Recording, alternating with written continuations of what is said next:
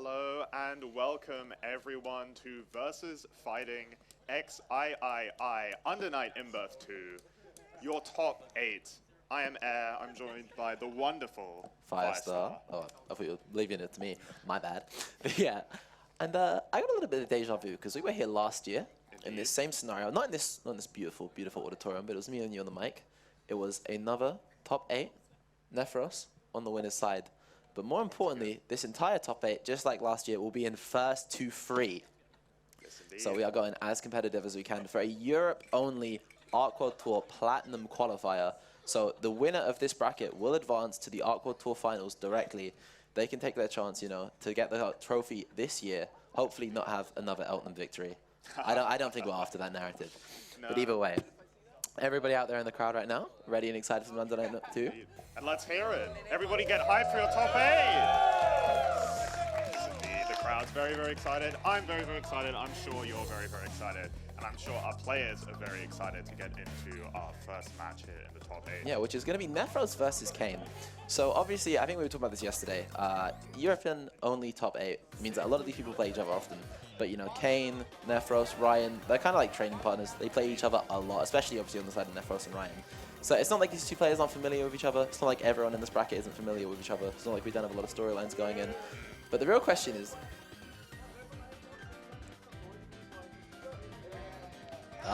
Neff is asking to... Classic Neff, hyping up the crowd. We love to see the camaraderie here in Europe. Yeah, asking for the crowd to make some noise for him, to make sure his headphones are working. He's our favorite tryhard. But of course, the lights, you know, they're right on Nephros. He tried his very best to qualify for this Arc World Tour Platinum spot last year. We saw time and time again, defeated by, of course, Mosin, who we will not be seeing today. He's not competing as much anymore. He may come back, we never know, but currently, indefinite hiatus. But of course, you know, the narrative right now for Nephros is that this is the tournament that is going to break the mold. This is the tournament that is, hopefully, in his eyes, going to qualify him for this, that he definitely feels like he deserves, right? But he's going to have a crowd that, who knows if they're going to be behind him today. There are a lot of people in this crowd right now that are watching their friends play, of course. I want to see a lot of love for Kane as well, who's come all this way. Huh? I don't think they like Kane. Maybe not. Come on, guys, make some noise for Kane! Yeah, Kane, of course, pretty storied player in the scene at this point. Very strong. Has improved a lot over even, like, say a small amount of time the past year or so since Uni 2's come out. Making big waves here. Of course, we're going into a button check. You will see this every game, yeah. Guys, get ready for a button check every Nephros game. Get hyped for button checks! Woo! You don't actually have to. Yeah, it's kind of, it's the Nephros classic.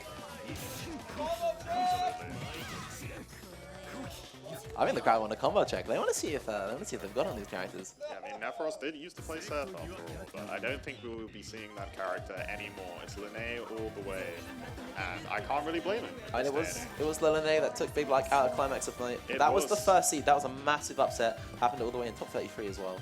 Of course, only to have to play Mosin right after. Yeah. What can be done, right? But there's no Mosin here today. There is no Mosin here today at all. There is arguably not many roadblocks in the way of Nephros winning this tournament. He is our first seed. We're going straight into our first game of Under Night in Birth 2 top 8. Let's make some noise! Right, and the round start immediately. Nephros taking the first hit, dash up 5A, counter hit. We're going to see a little bit of carry to the corner. Kane can't be happy about this beginning. We see the first throw, an immediate tech, very different storyline to what we saw last year. Every single throw being taken, immediate creeping edge to get out of the corner. Kane back in neutral, but with a very big life deficit that he needs to make back. Ooh. And thanks to the CS, Nephros stays safe, able to get a massive combo here. Maybe even risk for the kill, ends up dropping a little early. All good. Oh, 2B mash out comes out from Kane. Doesn't quite believe in the button press there. So we're back to neutral. 6B swung by Nephros. No fear. Look at that life bar. And for Nephros to be able to just block in that scenario as well does kind of generally guarantee him the cycle getting the positive grid there for that too. To see early hit, no confirm. Nephros looking for these throw tags. Kane as well. strong on the defense. It's going to be Vorpal Cycle to our Hilda player, You but might gets have jinxed caught. him a little bit there with the strong on the defense, getting hit immediately right after. He does have the cycle though, as you mentioned. Very useful for Hilda, who lacks a little bit of better defensive options, even with the 100 meter. Does get the CS, goes for an early VO as well. Here we see the shadow awaits the Roomba on the field, holding down the neutral for Kane. It's coming in. Nephros gets caught out trying to rush in. Roomba comes through for Kane. We're going to see Bloom Oki a nice 4K for his troubles as well, spending the cycle back to neutral. Does end up giving the next cycle to Nephros as well. That could come back to bite him, but it doesn't quite matter. Roomba comes out, doesn't get a full combo off him. It's all good. 2B, creeping edge. Nice blocks here from Kane, doesn't get caught out by the overhead. That 2-2B cycle is swinging. Nephros goes for the assault, tries to find it, but the Cougar comes through. No confirm. And Kane 3Ds out into a 5B. Drops the combo, unfortunately, and it's going to cost Kane the first game of our top 8. I know that's an interesting CS earlier from Kane as well. It did swing one of those last few cycles to Nephros, which changed the result of the match quite drastically. Yes. Seeing Kane take it back to character selection, taking a moment to think. Nephros taking a big swig of water as well. So. Very explosive gameplay from Kane here as well. We saw a lot of 3D. We saw a VO in the first game, of the first to 3 as well, so he's definitely, not exactly saving it for the end, as we commonly see on the night. Remind me of Evo, anybody? Hilda not exactly known for her defensive options in terms of reversals. It does make Creeping Edge an incredibly interesting addition to the matchup, obviously, being just completely, not meterless, you do have to not be grid broken, but a completely free option that you can just throw out. Talk about things we can just throw out. Nephros immediately getting hit straight at the start of our next round as well. Yeah, it's the same story from the first round. That's what 2A this time. We see Kane in the corner, good blocks from the charge overhead, able to get his turn back here. Does give up the cycle to Nephros, but trying to keep that pressure. We see DP in response with the change rate. Oh my goodness. Great option to dive with the deal. CJ5 ball there. EX Cougar gives away Celestial here to Kane, which has held a lot of meter advantage. That's going to be straight to 120. Here comes the Roomba. Immediately, 3D nice counterplay. Kane is ready for it. Finds the throw. Good blocks. But a dash under from Nephros, so that's going to be a massive hit. Amazing stuff here from Nephros. The confidence. Now parry to the corner with the corpse dash. 5C, no cancel. Kane's so ready to take that throw. Not just the confidence, but also the cycle. Even Kane being ready to take that throw, he loses his frame advantage thanks to the GS. But Nephros does throw away another Celestial Vorpal, which is going to give Kane a large amount of meter, and he's going to keep the extra damage for this combo because of the transfer state as well. This is going to do Celestial damage. What a brilliant dive kick there on the defense. Kane believing so hard, the Gloom keeping the knockdown here on Nephros. Oh no, misses up the combo! The CS doesn't quite keep him safe because he's still in the air. You can't block grounded hits in the air in this game. That's so unfortunate for Kane. Yeah, that's got to be an absolute bummer. Nephros finding the anti-air 5A, seeing away the round that was looking like it was about to slip from his grasp. Okay, no, not deterred. We're back in neutral. Avoids the EX Cougar. What a 5C! It's such a scary situation. Immaculate defense here from Kane. Shadow awaits, comes out. Nephros avoiding it perfectly. Kane gonna spend the cycle, get another Roomba situation. 3D thrown again as well. Kane coming extremely prepared for that. Does land the low, isn't able to confirm into a full combo. Able to take the throw after setting up the Gloom. Manages to get a combo right after as well thanks to his plus frames. It's a nice equal cycle as well with the meter on board too. Kane looking in a good position finally here. Yeah, air swords, a lot of damage. We've got the off-screen Gloom, we've got the Roomba. Help me! Nephros is in the corner and he's getting hit and it hurts. God, air to air from Kane is true. Doesn't get the combo, doesn't matter. Gets a counter hit throw right afterwards. Kane gets his first set in his top 8. First round in his top 8. And the crowd is going crazy for Kane right now. They want to see a victory from this Hilda. And it's a good start in this next round. Nephros just patiently trying to find a way in. It's so difficult to weave through this barrage of strikes and projectiles. Gets caught out by the charge 5C overhead right after the cycle 6 round. There is a cycle and 200 meters to the side of Nephros. Situation, big point. Out of it. He's able to take the corner position, gets the first round Kane as well. A little bit of chip damage there, thanks to that. But now this is going to be a lot more than just a tiny bit of chip damage. Nephros with the corner combo. We've seen him before with these routes. He doesn't change it up too much. Already wanted to concentrate on cycle. Theo goes blocked. The Hilda classic. Nephros has been looking for it. He sniffed it out and now going to cash out for all this damage here. One throw situation. Oh, goes for the charge here, but Kane is so ready for it. Blocks low. And now it's Nefros with the pressure. Cycle is picking up. Overhead here, and Kane not ready. And Nefros now 2-0 in your first game of top 8. And Kane's on his winner's side tournament life right now. It's looking pretty chill though. I don't think he looks phased at all. Checking the phone, relaxing, having a little breathe. Crowd has sent him some memes. He's like, haha. Ram is just like blowing his phone up. Yeah. Ram's like, I would have blocked that. I would have blocked that. I'd believe it. Either way, he doesn't take a little bit of a breather here now. I mean, come on, we can make a bit more noise than that. Let's go, Kane! And we got some commentator bias up here on the stage. No, we gotta make a bit more noise than that. Come on, this is Undernight top 8. I didn't come in for a silent auditorium, did I? That's true, that's true. But despite how loud and proud the crowd is, you know, Kane's looking chill. Nefros steadying himself. The thing is, though, I don't know if I've ever seen a little bit of volume affect Nefros. That's true.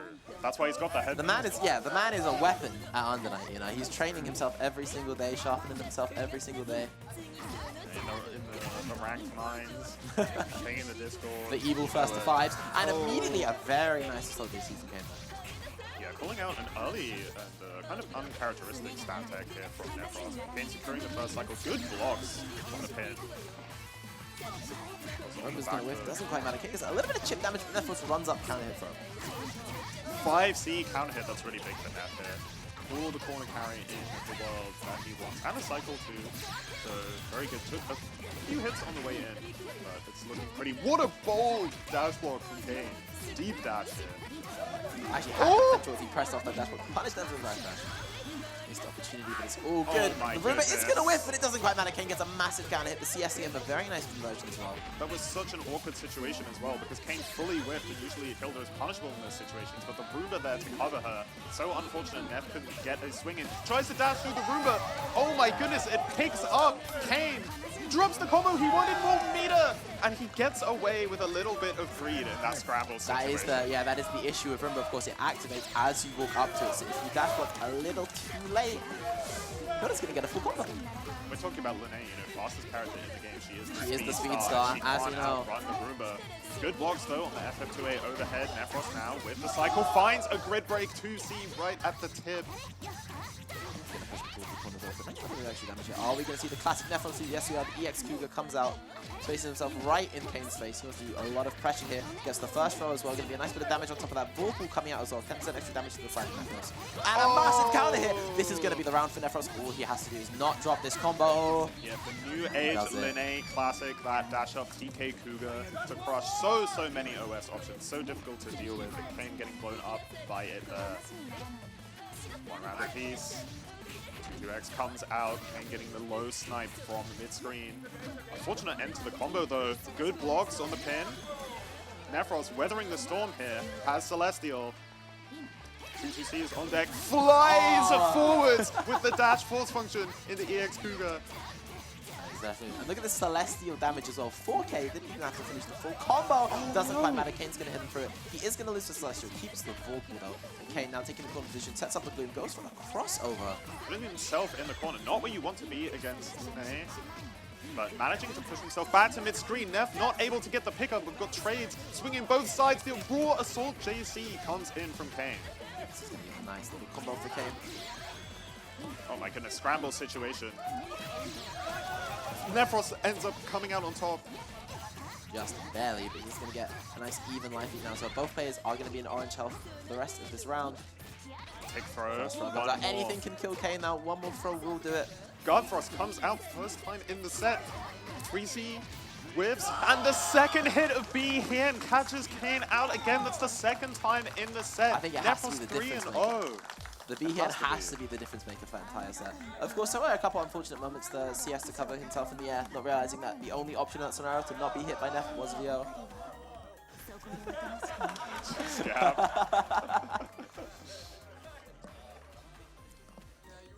Alright, guys.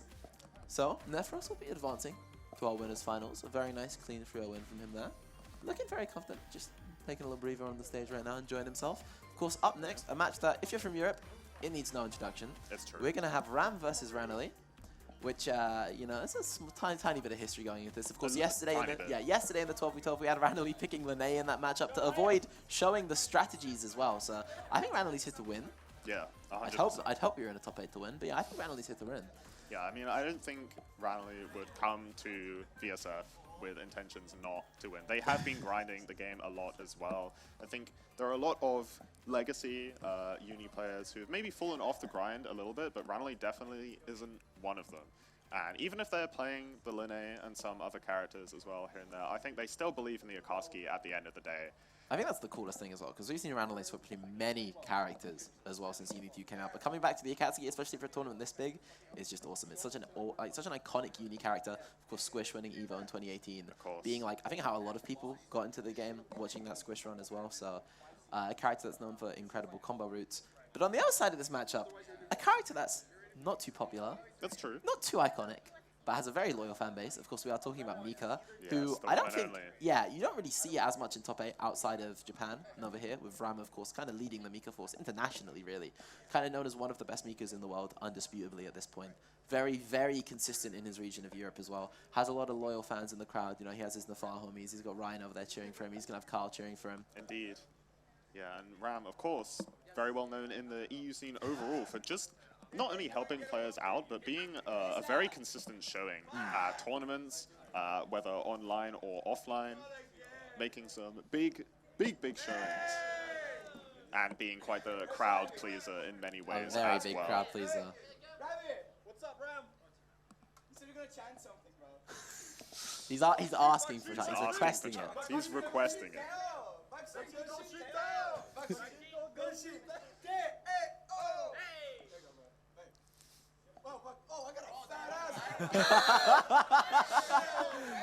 You're under night in birth, top 8, everybody.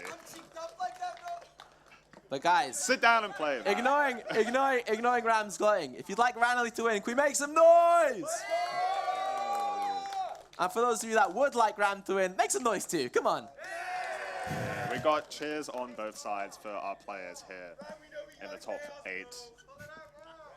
Cheers. Occasional heckling for Ram. Riley does Lots not of look heckling like for Ram. they're here to mess around. They're I mean, stone I said cold. saving the strats, you know what I mean? There's like, that's what I mean by coming here to win. There's a difference between like coming to win a bracket and saving your strats in a friendly exhibition the day before. That's true. That's a different level, you know, knowing that you're going to run into Ram in your path, explicitly not playing your character to avoid giving away. I think, you know, there's got to be something prepared in There's something prepared. I think Randomly also is really clinical against Osome yesterday in that final matchup as well. So maybe something we're going to be seeing here is like specially labs tech. Who knows? There's always secrets. These top players and their secrets. Yeah, the classic save it for nationals, right? Yeah. Which supposedly doesn't exist in the modern era, supposedly. Especially in Undernight, right? Especially in a community like Europe, which is so tight-knit and so close, and these players play each other all the time, which I want to say is a great thing. You know, shout-outs to, first of all, everybody here in the crowd for coming and showing up, but also just the EU community in general. I want to take this opportunity to say that you guys are super awesome. The amount of support that people show, not only just the game, but each other, is really impressive, and you can see what it culminates to in like tournaments like this, showing these players who are supporting each other every day, playing the game, learning new things. It's really amazing, and I really appreciate everybody's efforts in building such a cool community. So shout outs to you guys. And I mean, on that note, when you look at the crowd, everyone you see here comes to almost every single level. Obviously, we have Duckus right there in the crowd. He's waving to us. Hi, Duckus. You know, I've seen him at every single Find the Gap since they've started. We've got Kim Precision, who's been here. He's in our top 8 right now as well, but he's been at every single time we've brought Uni to VSF, Kim has played. Dedication. He played in 2022. He played in the bracket in 2023. He played last year, of course, and it was a top 8 qualifier, and he's playing this year as well. But that right now doesn't matter. We're going straight into this game. We've got Ram versus Randomly, Mika versus Akatsuki. I don't think you see this every day. You don't, unless you're watching these two play, which you might see a little more often. Oh, But we it's got looking we like got a button check. check Yeah, first. it's These looking like guys a button hitting us check. with the Nephros mix-up. Immediately, we've got some jumps.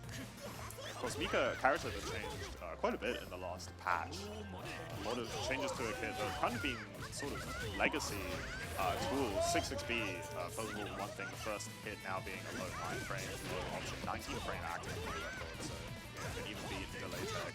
Being able to drift out of her missiles, changes to her pressure. Lots and lots of good changes for this character that I'm sure Ram has been pleased about in many ways. I'm sure he was begging for beforehand. 100%.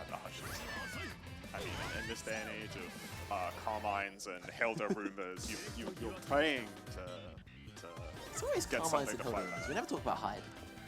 I mean, we'll Everyone's get to like, talk about Hyde. Hyde. Like, Ryan will be on stream later, and we can say Games from everything now. we 2 like. games from now. Just go crazy in the crowd. We're finally selecting our colours. We've got the Platinum, the Trinity reference on the side yeah. around. He is a Blaze Queen player as well. It has been known. Has been somewhat. We'll see if the color change is what's going to assist him in this matchup against Akatsuki.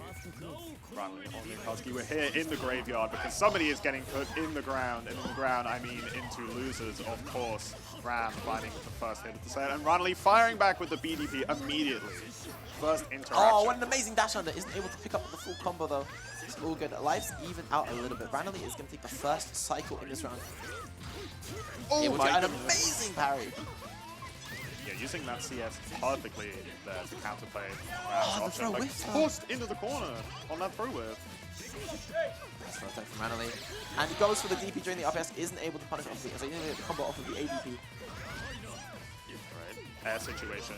Ranley just patient, backing off, trying to find a punish on the missile. Getting another throw, swinging that cycle their way. Ram has to make something happen here. Look at all the meter on Ranley's side as well. Doesn't quite get to cash it in, but you're going into the next round with 74, and it's a decent advantage. Mika's a character who really, really wants meter, and not having any is a big blow. Went straight to the corner of this combo from Ranelli as well. 100 meter on board is going to spend it for the VX Tatsu right now. For the LQ situation, it's a very nice knockdown. Keeps it nice and close with the pressure. First fireball comes out, immediate throw. Not tech on the side of Ram, but it doesn't matter. He mashes out straight away, gets a big count hit, but the combo drops. Mika's crash keeps him safe. Yeah, that EX missile, really good reaction to the situation not quite going Ram's way. Very impressive stuff. Now Ranley firing back with the Tatsu, spends the CS to keep it safe, and Ram challenging right as that cycle is about to take round. Really needs that forward pull to get some of that meter advantage. Ranelli as well is going to strip away that forward pull. An immediate IW cash out. This is the Akatsuki classic, of course. A nice 4k damage from any hit, basically, Akatsuki can get. Oh my goodness, Ram not caring though on the wake up, immediately dashing up with a 2B, concentrating, manages to swing the cycle with the assault as well. Missile, the patience from Ranelli here. Backdash doesn't find the punish though, the little stubby T-Rex arms can't get it done, and Ram takes the round. Immediately we've had up 1-1 for our final round in our first game. Well, second wins match here. Immediately Ram with a giant whiff, there is going to be no punish inside Ranelli. A big green shield flash as well, also going to go unpunished. It's all good. Well placed in. The chip damage comes out, doesn't matter. Ranelli with a counter point gets a big counter hit as well. Taking Ram straight across over to the corner. Another red combo, a little bit uncharacteristic for both these players today. So we get a cycle to Ranelli, but the Beal's going to strip it, just hits at the tip range. Maybe a little bit early on the punish there. I feel like believe I Ranelli saw a was looking 6C. for it. Yeah, 6C, Yeah, it's a really 6C wanted coming that. out. But now it's Ram here with the advantage, going to spend all of that cash on the infinite worth here. And look at the cycle ticking around. It's so close. Ram has so many grid blocks. Just wants to concentrate. That was so close on the throw tech, but timed it perfectly right so the cycle ticked over and they wouldn't lose it. Fantastic. Ranley now back in the corner. Another throw goes throw tech after throw tech, but it doesn't quite matter. Ram is going to mash and get the first game of this set, which is looking incredibly, incredibly competitive. Yeah, Ram immediately mashing on that -8 throw tech as the crowd so happily reminds us. Just doesn't care. And Ranley's going to have to adjust his very aggressive defense that Yeah, Ram Ram's has been been showing some showing very off. hard RPS in these situations as well. We've seen it come out with switchers there, you're dashing in afterwards. Even though you're at plus 8, you can take that quote-unquote meaty. Yes. Nico pressure in the corner. You know, both these characters like to have you in the corner blocking their 2As. And both these characters don't really like to be in that situation because nobody does. What an air-to-air from Ranelli on the defense. Oh my goodness. The sideswap comes through. Ram now out of position, caught by the 5A. We are seeing absolute slumber from these two players, but a lot of 2A hits as well. Straight back in. Doesn't hit with the first 2A this time, but it's all good. He also gets a fireball right afterwards. Throw from Ram, but it doesn't matter. Ram was air to a perfect option. 200 meter on board as well. He's going to take the side swap combo in. Immediately cash out on IW. This shouldn't be able to kill, but it is going to put Ranelli one throw away from losing the round. And the cycle, of course, to Ram's favor. He wants the option for the meter, comes in with the backwards hit of the missile. Randomly caught unawares. Does at least have 200 going to this next round. We see it spent immediately on 2-3-6E, one of Akatsuki's strongest needed options with that Herbox attraction. And the plus frames flying forwards with the J6E. Speaking of strong options, but an unfortunate job. We grid break Pro back to the as well. That means the cycle is definitely going to Randomly here. Doesn't quite matter the Ram with an immediate counter hit. Doesn't have much HP. He's going to build some meter from this combo, not enough. However, has got that all-important corner positioning, but Randomly just backdashes out. They've got the meter to make the Bitatsu safe. A little bit. Oh no! A little bit of corner pressure, but it seems like Randomly lost their steam. Ram with a very quick mash out. It's going to be a small combo. A starters is very poor-rated, but it is going to give them a nice position. They're going to push Randomly closer and closer to the corner with this block string. Randomly isn't biting at any moment. Tatsu comes flying forth. That's such a great option there. It can potentially low crush a throw. And speaking of crushing that shield with the dash up throw, Ram with the backdash. Scared here on defense, and this time Randomly's there to catch it with the 2A. Where are you going? It is time to block. Once again, we're in this final round situation. This game's so even. Ram this time not biting, but sending out the tornado at round start. Even though Randomly doesn't actually have the meter to get the confirm, if they go for the projectile again. This time finds the counter hit with a 5BB. We're going to carry to the corner, spending on the infinite worth immediately. That's going to give a lot of grid here. Might be able to swing the cycle in their favor with a concentrate. Doesn't quite believe in it, and Riley immediately mashing out on the shield after that missile. Yeah, refusing to take the mix at this time, not wanting to lose around that way again. Gets a big throw here now as well. Goes for the pressure again, this time catches by doing the stagger. A beautiful start there. That staggered Akatsuki 5A, the little T-Rex arms. Just like a T-Rex, very scary when you're up close. The trade! Oh, the trade ends up in Mika's favor. A little bit of plus take. It's a nice counter hit for Ram. He's going to go coast to coast. Takes him to mid-screen. And the punish with the 2-2C. Ram's so ready for that mid-screen 2-3-6C option that Randomly showed, and that's going to be the round. I mean, I feel like we might have a crowd favorite. The crowd is going kind of wild. The crowd is loving Ram right now. Oh, the backdash comes through. I'm not sure that's what Randomly wanted. Bit of an awkward situation. Ram, not a full confirm here. Doesn't now look looking to push-ups right now. Immediate frontic offense Ram that's going to dash up, catch a backdash coming out from Randomly. Isn't going to be the most damaging combo of all time, and Randomly doesn't quite get sending the DP out right afterwards. Oh no! But it whiffs! And Ram with a massive whiff punish right now as well. A really good position to try and take this round. Isn't going to build enough meter to do anything with after this combo. He's actually a little bit behind in the cycle, but that counter hit, it's not just going to give Ram the cycle, it's going to give Ram the round. And that means that Ram is currently on set point. Yeah, Randomly looking a little shaken here now on the defense. Something has to Oh, change. tries the DP through, but it whiffs! And That the is DP so whiffs! unfortunate. That was the right option, but at the wrong time, at the wrong place, the wrong spacing. Oh, and the C comes through, counter hit by the 3B, the Mika Blood Slam. We're now, oh my goodness, but Ram that's getting it. cheeky with it, trying to go for the 360C. No full punish from Randomly. We're back to the neutral situation. Ram just looks so in control right now. Randomly, though, not too shaken. Finds the counter hit 2B, dash up, full screen. You're in the corner now against Akatsuki. Meaty 5A. Too soon, immediate meaty 5A counter hit as well. Randomly takes a massive life lead, has that Vulpal cycle on board as well, has all the meter to work with. Is going to go for that air tattoo hard knockdown once more. Oh my goodness, the and there's 3D! a giant whiff, but there's no punish for the side of Randomly on the 3D. Tatsu comes flying in with the chain shift. 6-6C beaten out by the EX missile. This is good damage here for Ram. Nowhere near enough to kill, but you're in a scary situation if you're Randomly here on the defense. Throw. One more touch from death. Cycle here to Ram as well. That's big. Immediately spends the CS. And it's the counter hit stagger on 2C that seals out the set. And it pushes Ram through to winners finals, where he'll be meeting later on with Nephros. Ram with a small pop-off. Does it off camera because he doesn't know where the camera is, but it's all good. No, you're off camera now. It's us. He really likes showboating, doesn't he? He really does. But yeah, Ram will be going through to our winners finals. He'll be up against Nephros in a 1-3. You know, the environment that Nephros likes to play Ram in. I don't think anyone likes to play Ram in a 1-2, but yeah, that's just kind of Mika in general, right? Very Evil explosive. 1-6. Yeah, very explosive character. Of course, Randomly, not out of this tournament. Just like Kane, they'll be down in our losers side over in the losers quarterfinals. We'll see them a little bit later on. And they can fight for their chance to get one back of the regular season rounds or losers finals. I'm sure Randomly will be fighting hard because this is the Arc World Tour Platinum Qualifier event, and this is not something to fight lightly for. Yeah, this is the chance to go to the coveted Arc World Tour finals to compete for a very nice cash prize. That's putting it lightly. Yeah. Shout out to Arc System Works. Thank you very, very much. Shout out to Kamone as well for giving us this game. Of course, yeah. I mean, great time to remind everybody during this little break that we've got going on whilst our players get ready for the next match. Is that Under Night In-Birth is on sale right now on Steam. So if you like what you're seeing, I'm pointing at the camera even though it's not pointing at me. Camera's over there. If you like what you're seeing, you can purchase Uni 2 on sale on Steam right now. There is a patch in a few days. On Tuesday, we will be graced by Izumi, Elifie, her fish companion, and a whole new host of balance changes, which will be very exciting. So if you're loving the energy we're bringing here to Under Night In-Birth 2 at VSFighting, go and pick up the game for yourself. Please, come join us. Talk about the energy we're bringing here. Up next, we're going to have Kim Precision going up against Teeps. So we're going to be having the DLC matchup. We are. We're going to be having the Ogre versus the Ozuki. And I believe we have a crowd that's very excited for this match. Of course, Kim Precision, kind of a fan favorite, just in the UK in general. He is like one of our beloved people in this country.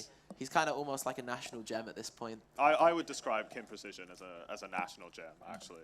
And Teeps invading over from France, of course, coming over here with Nephros. Teeps known, of course, in the last few years very much as a big multi-blood player. Yes. Known for MBTL. Unfortunately, unable to compete in that bracket this year because of when they're going home. But it's all good. They're coming here to bring the Ogre. They're here for Uni. They're here for this Aqua Tour qualifier. They're here for the big money. They are. And they're bringing a very, very strong game with them as well. Teeps, of course, no stranger to Under Night, as much as they are also not a stranger to Melty. Legacy player of the game, has played numerous different characters as well, and here they're showcasing the Ogre. Yeah, the kind of person that was known very early on as the Ogre specialist, of course, before other people from NA started picking him. Before we had Fox up in the fight, really trying to pump everything out of that character, most in naming Teeps as one of the big early runners of the character. So known for being part of the people who are optimizing and figuring out how he actually played in the first place. Yes. And I feel like we didn't get like as much Teeps stream time as we kind of wanted. That's true. Before earlier as well. I'd like to see a lot more of the Ogre. Of course, the Yazuki of Kim Precision we did get a lot of stream time for. Yes. We saw an absolutely explosive bracket run until this point. Kim played his heart out in that match against Azok, going under the fireball. Probably one of the top moments this entire bracket so far. Shoutouts to Kim Precision Stig as well. Beautiful stuff, a contribution of many different minds. Yes, indeed. Quite the explosive run, and perhaps important to note that Kim was not seeded. Wait a minute, Kim that's was me.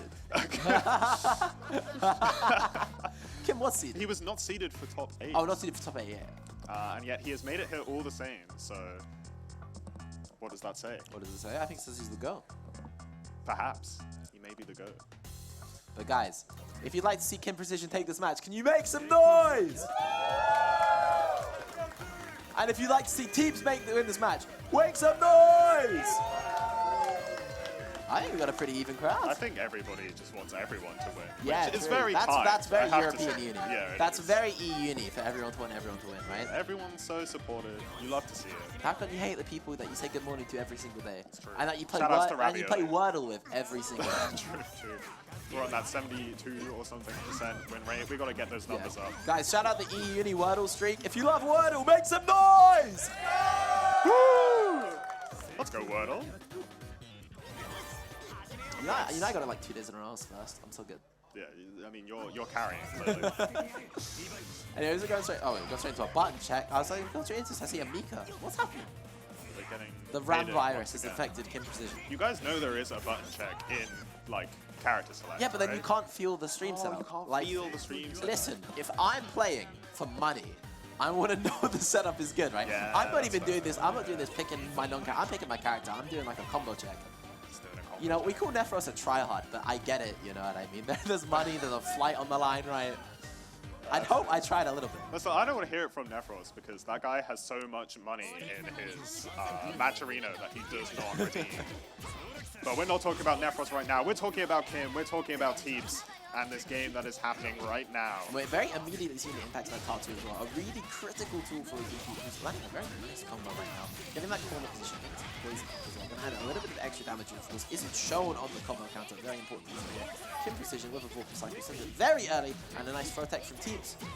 Yeah, excellent knowledge here. Team's aware of the bomb situation. Kim trying to jail, keep him in the corner, but not able to secure that second cycle. As Team's firing back with the BDP staggered to A, and we're about to see some of that nice Ogre corner carry to half screen and a bomb situation. What is Kim's response? A block, apparently. Yeah, very nice block on the 6B. Bomb does go off, and he uses the bomb to mask the overhead. That's going to be a really nice hit for Keith, who, of course, thanks to the way the command grab works, sets another bomb, puts Kim in the corner, adds a little bit of extra damage on top for 3.7k. So optimal, and with the command grab CS, Teeps takes round 1. Teeps showing why Ogre can be so scary. Once you have that bomb on you, suddenly this character, people are like, oh, he's alright, becomes one of the scariest characters in the game. Incredible offense, but no, you can't hit Uzuki when she's up there. Lariat straight into it. Yeah, swinging the bone out from the coffin, does find a punish, however. Oh my goodness, baits the 236C! Invincible reversal comes out from Kim Precision, goes punished by Teeps. He gets sent all the way to the corner with that bomb on him. We're going to see this combo that allows the bomb to trigger immediately. It doesn't matter if you hit Ogre, punishes the 3D. Teeps is so on top of this right now. Kim Precision as well. That's going to be the first game to Teeps. Just do not drop the combo. Oh my goodness, the offensive pressure that Ogre exerts is diabolical. And I cannot blame Kim for looking for bail-off, looking for 3D in these situations, because it's so hard to deal with, especially when you can't see these overheads coming. It shows a lot, yeah, it shows a lot of the stakes this tournament, the amount of early VOs, early kicking edge, seeing throwing out for people, a lot of things coming out early, massive JC punishment position here as well. Of course, because it wasn't a counter, it's only a the combo isn't going to do as much damage, but it doesn't quite matter. He gets a healthy free kill off, thanks to the defense. Has a full cycle, does a little corpse walk towards the corner, poison on Teeps, but it doesn't quite matter. Hits with the lariat, and the poison is removed. Yeah, very nice defensive. Look at the damage coming out from Ogre here. 3.5 without any meter spend. We've got 200 on deck, and the cycle comes up. Oh, Kim getting caught out. No full Blocks combo. Again. But the 2A from Teeps. This should be able to kill. And that's going to be round 1 against Teeps, who is kind of steamrolling right now. He's looking very confident. Very confident game plan. Hasn't spent any of that meter as well. Kim definitely has to change something around the 2-2 BC to stay, plus goes for the command grab. Very greedy stuff here from Teeps, but the greed has been working out so far. Throw tech is kept plus by that bomb going off. You can't challenge once it starts glowing orange there, just below Ogre's health bar. The trade with Dolphin. Dolphin trading with Lariat, not quite what's expected. Kim Precision in Celestial Vorpal here right now as well. Has extra damage. If he can manage to land a hit, unfortunately loses it just in time, but does still get a combo coming out. Gonna be a nice potential for him to get some corner carry. Thanks to that all-important Tatsu. Sets out his a bomb of his own. Wait, flies it across the screen. That's so fire! That's so sick! He trades with the projectile! And Kim Precision with a massive combo here. Of course, he still needs one more hit to take this round, but it will be a really good position for him if he can. He gets the opportunity. Oh my Will goodness. get the combo, but the grid break throw. Kim Precision gets his first round in this game right now. The crowd are loving him. It was beautiful stuff there from Kim, showcasing some true strengths of Uzuki. Teeps With jumping her through the items. coffin there as well. Does get a small punish. Isn't able to find a conversion off of it, but it's all good. The green shield flashes. Teeps already made it. Unable to get a throw punish. CS from Kim. Very risky situation with that shield. Doesn't get punished for it, but the Lariat A follow-up maybe looking being a little too reactive to the B follow-up there. Caught standing up, looking for that overhead.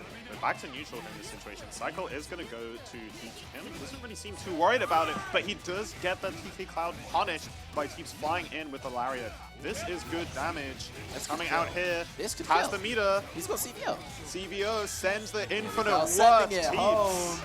Teeps takes game 2. And this is what makes Ogre a really interesting character. Of course, when he released, a lot of people were looking at BC, thinking that that was going to be the sort of like anti-projectile tool. But of course, Lariat, the ability to change shift, but also because of the speed at which it comes out, going over some of those preemptive button presses like the up-back path there as well. Yes.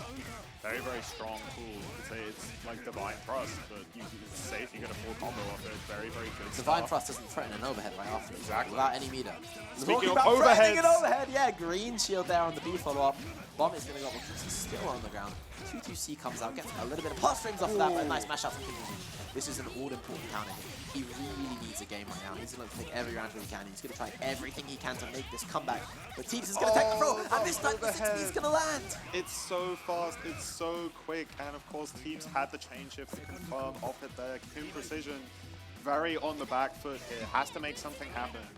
Teeps is just on a roll right now. Teeps is feeling himself currently. Gets a green shield though, however. Kim isn't able to punish and the lariat straight out. Teeps looking incredibly crisp. He's got a lot of meter on board, but Kim does have that vocal cycle in this scenario right now. Bomb's gonna go away straight away. Amazing blocks. CS is early. Oh Walks my. under the DP to get a big punish. Yeah, Teeps getting a bit creative here on offense. Minus frames into DP in Under Night Inbirth of all places. Kim Precision blowing up the throw take there with the TK Cloud. And look at all the extra damage that's being added on from this situation. 4.2.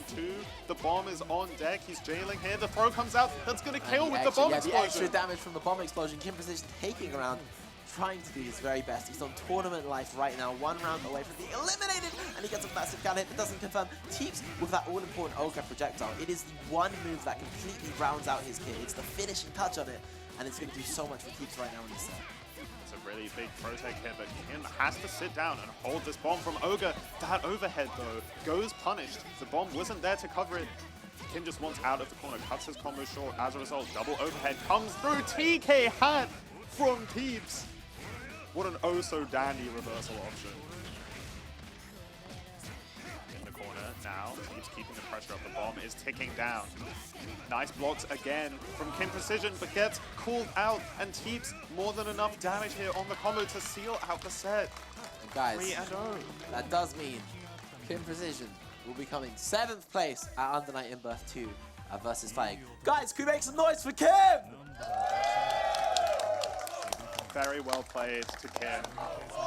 Amazing showing here at VSFighting. I don't think anybody will disagree with that. Do not forget about Teeps, who will be advancing to our losers semi-finals. Incredible play from Teeps. I think, you know, of course, being in the losers bracket, partially true, but Teeps looked a little shaky earlier, I want to say, yesterday. And I think that, you know, he's very warm today, maybe just a little bit more relaxed. He knows he's made that top 8. He knows that he's in a scenario where, of course, you lose again, you're out. So for some players, that could be scary. For some players, that could be the environment you want to be in. That could be what gives you that focus, the factor to help you lock in a bit more. But of course, we'll be going into our next game right now. We have 2 players left in our top 8. Would you like to do the introductions? Would I? Would you? Well, of course, we have the one and only. Some say the protagonist of European Under Night himself. It's Ryan. We, of course, have Ryan Hyde on the stage on one side. And on the other side, well, I will let you introduce our more legacy player. We obviously have Ireland's finest. We have the person who gave us one of the most hype moments after any set last year. I hope you guys have seen that clip, by the way. It's a fantastic We have the clip. one, the only, Dr. K! Make some noise! Yeah, very exciting match and somewhat of a rarity. I don't think this is a match that people will have seen occur often, if at all. Especially on a stage like this at top 8. Amazing miss on the throw from the unfortunately, crowd. Ryan has lost his margin hat. He can't get his Evil Ryan upgrade, his Evil Ryan install, unless he receives his hat. So Ryan will be playing an active debuff for the rest of this set. Yeah, we should be seeing what I expect, at least, to be Hyde Uzuki. So the second Uzuki in our top 8, and the only repeat character. Definitely not a scenario I think anyone expected with how Uzuki dropped, right? That is true. But of course, Patches coming through, saving the character a little bit. Pinku over in NA being, I think, one of the leaders of Team Uzuki, really doing their best to push that character forward. And of course, Ryan getting his Evil Ryan upgrades.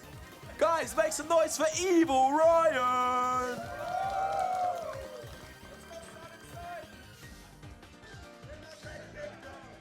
But yeah, crowd, of we are seeing lots of Uzuki, a character that is, you know, like I said yesterday, very much developed now. You understand the character. Definitely a character that needed juice originally, sort of came out a little underwhelming. I'm being Don't look at me. Don't look at me. Don't look at me. If we don't look at Ram, we can pretend he doesn't exist. He's not there. Yeah, until he comes back on stage. Yeah, guys, no more cheering for Ram, especially you at home, guys. Do not say his name in Twitch chat. Mods ban him. But yeah. Crazy out there. The bias goes insane. There's no bias. There's you no know? bias. It's more like crime and punishment. Crime and punishment. I'm not like biased against Ram. This is like his comeuppance. His comeuppance. Actions have consequences. Actions do have consequences. Either way, we are currently enjoying a little button check for our game because we're in the studio. Not sure about the stream, but we will be seeing Dr. K. up against Ryan. Uzuki versus Hyde. Now, we have seen this before. We have. We did see Kim versus Azok. We know how that ended, but of course, I think this is a very different scenario because these are two very different players with very different playstyles. Yes. I think the way Kim pilots Suzuki and the way Dr. K pilots Suzuki is a little different. Of course, the biggest similarity, they love to use Tatsu by itself. Yeah, they love to use Dolphin by itself as a pot string. I mean, Again Dolphin is and an again. incredible move. I feel like only Neff is really given a very strong answer to that scenario as well. In the sense that a lot of other players after the first Dolphin comes out are willing to be a bit more patient, whereas every time Neff would RPS. Yes. He'd always dash in, and if they went for another Dolphin, of course he's doing a 5A or something like to stuff it out and get a small combo as well. We did see some amazing, we actually, I believe, Ranley earlier as well stuffed a Dolphin. I believe perhaps it was in the team tournament? Oh, yeah. Yes.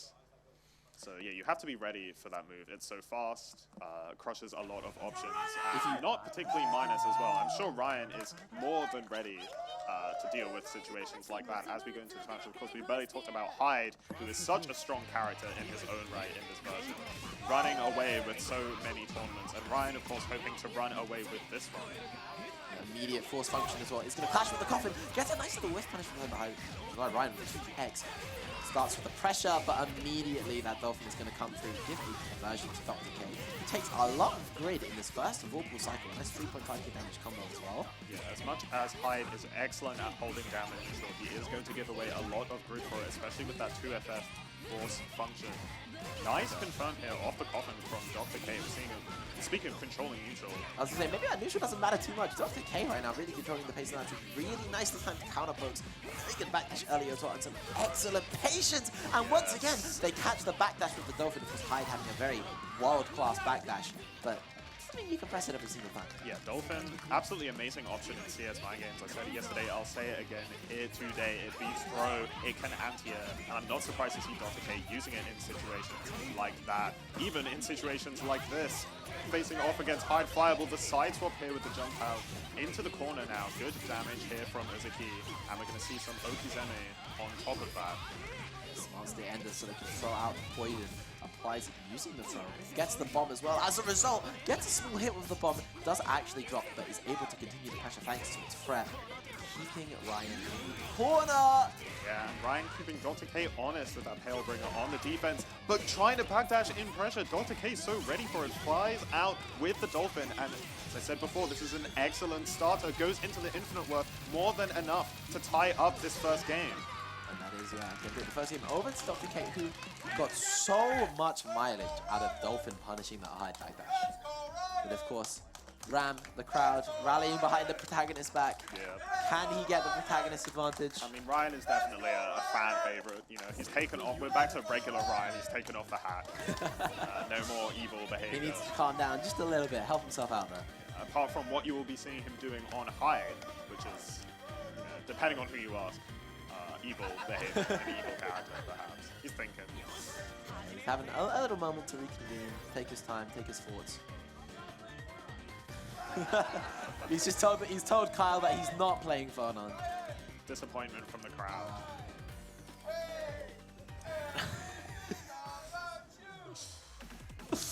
Got a little 3 days grace. We got a little 3 days grace karaoke going on. Loving the energy from the crowd here in Auditoria. Very excited for this match of our top 8. Want to see Ryan come out victorious apparently, and what a way to try and get it started. Assaulting in past that coffin, blowing up Dr. K. Look at the damage as well. So 3.3 and the cycle and the corner. It's all you could ever want. Frame trap with the fireball as well. Very nice starter as well for Ryan. This character is known for corner combo damage. That is a legacy thing, but especially in this version. Oh my goodness, we're help nearing me. 5k! And he's got a TRM? Vorpal cycle on board and a TRM corner throw combo. Oh but it no! whiffs! And Dr. K has an opportunity in this round, but you do have some meter to try and make this work. Doesn't quite Assault matter. JA seals out the perfect. That was looking dicey for a moment. Ryan really wanting to take some meter into the next round. That's why he used that early chain shift off the throw there in the corner combo. Dr. K, a little bit of patience, dash up to a finds the hit they need. Little counter hit. We've got Poison on deck, adding some extra damage. Unfortunate drop, but we keep the pressure going. Does get a vorpal cycle and actually lands the increase overhead roar, but Ryan with a VO keeping himself alive here, but the backdash again! Once again, Dr. K catches the backdash. They have 200 meter on board. Thanks to the combo, they're going to take a cycle as well. Here comes that all-important Azuki Okazeme, and Ryan stands up, gets clipped by the dash up to a Dr. K on a near perfect. Looking incredible right now. Yeah, firing back decisively. Again, that same situation we saw, that Dolphin catching the backdash. Ryan, of course, with Hyde, you're so likely to get backdash happy because this character's backdash is so good. But Dr. K looking for it constantly. Has the Vorpal cycle now. Going into this next round as well. 5B meaty, keeping the pressure on. Good blocks from Ryan on the overhead. And the counter hit throw into the corner. That's Hyde, classic. Hyde, absolutely classic. Gonna get a nice little bit of damage off this, but wake up! Dr. K's in Ryan's head right now.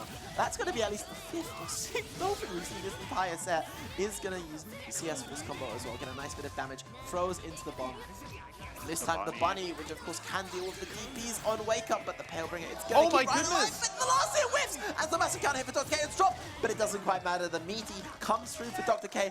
Ryan down to his tournament life here in loses top 8. Of course, a little bit of an upset if Ryan's taken out here as well. You've got to be disappointed with that situation if you're Ryan. Trying to use the Palebringer there as a response to that high Dolphin just doesn't quite work out. 6B comes through, Ryan trying to mash out, but Dr. K ready there with the frame trap. This is all coming up Uzuki right now. Talking about all coming up Uzuki, we got into that corner. We've got some poison coming up, applied onto Ryan. You watch yourself slowly deplete a little bit more and more every single frame. And of course, big whiff there from Ryan, but he's out of the corner. He needs to hit Dr. K to take that poison off, and he's not going to. The Dolphin comes true. Once again, no full combo this time for Dr. K. The trade happens. No 2-3-6C on deck there to challenge the EX Fireball. So now, Ryan keeping the corner pressure. Giving up to cycle to find this JGC. But unlucky drop. And a big trade. Ryan chooses not to gamble, gives Dr. K the pressure here. They're trying to send that bomb over to Ryan, but it blows up before it quite can. And a massive guard break throw for Ryan, who lands a giant meaty. This combo is going to do a lot of damage. They've got Vorpal on board. They're building 100 meter, taking Dr. K towards that corner position, able to get in thanks to the projectile CS. But a giant DP from Dr. K. That is a classic hide gap as well situation. Of course, if you know you can DP there. Yeah, that horizontal reversal, so strong from Uzuki here. The 2-3-6C. Once again, though, Ryan finding grid break, which is huge. The amount of grid that Ryan has been giving over to Dr. K throughout the set has been noticeable, and it's had a massive meter advantage to Dr. K throughout the set. Talking about giving grid to Dr. K just there as well. Not quite choosing to play the cycle, instead choosing to keep that pressure going when they did have a very small Vorpal lead. Oh, Dolphin fires back again. Dr. K using this tool to its utmost throughout this entire set, and it's been getting so much value. Look at the grid as well. Bunny's on the table, goes through the throw bait. Ryan responding with a veil off. And a very important veil off that's here to keep Ryan in this game right now. He has limited time to make use of what meter he has remaining, and he's gonna be able to get it out. But big confirm thanks to the EX Fireball. Of course, with 10% extra damage here as well, he's gonna try his hardest to kill this combo. It's not gonna be able to be done, but he's got the CS to give him the plus range. Assault JA, this time actually green shielded. Yeah, very scary situation there for Dr. K. Did end up punished by Ryan. Celestial, yes. Dr. K and Celestial, the DP comes out, and this can be the combo to take Dr. K straight through to lose the semis. All they have to do is end with this IW, and it might just be able to kill. There's a lot of damage coming through, but not enough to tie it up. Just away from killing Dr. K. Ryan both 1 point away. The gold throw is teched. Ryan comes in. Empty assault! He doesn't do the A.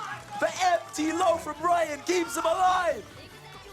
Ryan is still in this. He is down, but he is not out. He's trying to find a way to make this happen. Back to the zoning game plan. Still willing to give away the cycle just to keep the pressure on Dr. K. Look at the Celestial on the side of Dr. K as well. Once again in this situation where they have a massive crit lead over Ryan. No. And this is a giant whiff punish with that Celestial too. Gonna be able to try and steal the corner position here if they go for a side swap route, which they do thanks to that coffin. It was actually a fake combo as well. Ryan caught not holding a recovery button. Gets a massive tech, hits right after thanks to his +8, lands the meaty. Dr. K trying to gamble, of course, in that situation where you're +8 without a hit. We go. They can shift, carry now to the corner. It's Ryan with cycle in his favor, goes for the TRM pro reject miss, looking for an option select on the side of Dr. K. 2A beats out the option, and we see the stagger into the 2-2X for the frame trap. Ryan is still in this. He is clawing his way back right now. The crowd are behind him. I think they want to see Orion come back here today. However, Dr. K is telling them that you're not going to see Ryan come back in this game. You're going to see him get limited right here, right now. Big assault JC, lets the pressure get started. Nice plus frames off of it. Catches a small bit of backwards movement from Ryan there, but is going to be able to convert into a full combo, taking a Vorpal. We've been in this situation before. Dr. K with a gigantic lead, getting a throw early on now. Any touch would be able to kill Ryan, thanks to the usefulness of And it's CVO. the JA And we're that going to see comes the JA through come out. from Dr. K. But the The drop! combo drops! The combo drops. Ryan able to be alive here right now. EX Hyde able to come onto play with that 0 HP. It's not going to do it. The coffin set follow up. It's so rare to see the swordfish come out. Ryan maybe a bit confused, like, where's the stuff coming out of the coffin? This is wrong. This is incorrect. And then the swordfish there to jump scare. We're seeing a grid break early into this next round, which was excellent for Ryan, but of course Dr. K had so much meter left over from the And a previous backtrack round. from Ryan as well. He throws away all of his grid and actually still gets a cycle back to length with that grid break. Exactly what you need in this defensive situation. You've seen Ryan crumble in the corner under Dr. K's offense. The bomb is right here. Scary, scary situation. Gonna keep that throw pressure available. Oh, once again, another grid break. Dr. K really overzealous with these shields here. And Ryan gonna find the force function. This is a lot of damage here from Hyde in the corner. Look at all that meter. Look at that Vorpal. He's group broken as well. He's got CV on board, chooses not to try for it, gets a green shield flash, isn't able to find the punish, however. JA this time lands just fine. Succeed, keeping the pressure going. Once again, Brian finds the 6B, ties up the round. Once again, still in this. The crowd cheering for Ryan. They want to see it happen. 6-6B is going to shut down that initial jump in, though, in this potential last round. Crowd might be behind Ryan, but the entire nation of Ireland is cheering for Dr. K right now. Sets the buddy out, gets a really big punish thanks to Ryan, maybe not quite aware that it was creeping up towards him. Goes for a massive VO. This is a giant punish for Dr. K. This is a really big opportunity here as well. They're getting closer and closer to 100 meter. CVO's on board. That's gonna be the game. Infinite worth coming out from Dr. K, sealing the set.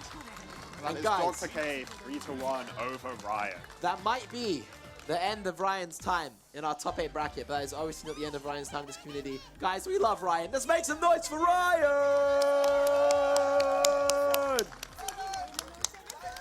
Much love to Ryan, beloved member of the community, as we can all see. And by no means a poor performance here at Not VSF. at all. Making Extremely top 8 well in played. such a stacked bracket as well. I mean, I think, if anything, what this shows is just how formidable Dr. K is at this Suzuki. Yes. I mean, even outplacing Kim Precision, who I believe was seated just a little bit higher as well. Of course, Nephros was a big believer in Dr. K's placement, so is everyone else after we read the seeding as a community.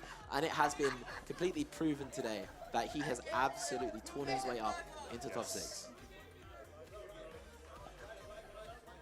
But of course, I believe we will be soon to be headed for a very short ad break before we go into our next set of games. We'll have our losers semis, we'll have our winners finals as well, where of course we will be seeing Nephros and Ram, the villain of E-Uni, returning to the stage. Even though he's such a nice guy. As being asked to pop off on the camera. I'm not popping off the camera. Yeah, you know, you don't want to. We can. We'll do something consider later. it. We can get We'll like a decide Jeru on stream maybe. Jeru, E-Uni I would love to see Classic, it. yeah. Yeah, I believe we should be headed for a short break very soon. We'll see from a moment. So- For now, let's have a little talk about our bracket. What do you think about the games you've got coming up? I mean, it's a lot of kind of EU classics in some ways, and some that are not EU classics. And I think that's exactly what we want to see at a competition like this, especially, once again, competing for that ARC World Tour spot. I'm very excited, at least, for the games we've got coming up. I love watching all of these different players play Uni. Of course, speaking of EU classics, we've got Nephros and Ram in the winner's side. Which, you know, is by no means something we haven't seen before. It's But something on a we've seen stage many like times before, this, actually. on a stage like this, maybe not something we've seen before. I don't know. I feel like we've seen them in final, not in like an auditorium or a top 8 qualifier, but we have seen them in big majors before. Yes. We've seen them in trophy positions before, whereas Nephros usually edging it out. But Ram has snuck wins on Nephros before. That's true. Especially in the first 2 environment, which we're not in today. So of course, you know, Nephros breathing a sigh of relief. Yes. Knowing that he The has, first of 3, yeah, enjoy knowing it. he has 5 games in total to take this over Ram. But of course, Ram in the crowd, kind of clasping his hands together. Yeah, I mean, I'm sure Smirking. if Neff had his way, it would be a first to 10 instead. Let's go, he says. But sadly, not the case. Yeah, not the case at all. But Neff has had his way, you know. Mohsin has retired, so... Let's go from Nephros to the crowd. Woo! Shoutouts to Mohsin. Yeah, he's in a better place now. Yeah, I suppose so. Well, depends on your perspective, right? All right, but of course we will be heading to a short break, so get yourself some water, get yourself some snacks, but don't go anywhere because we will have more Under Night Inburst Top 8 coming for you in just a moment. See you guys.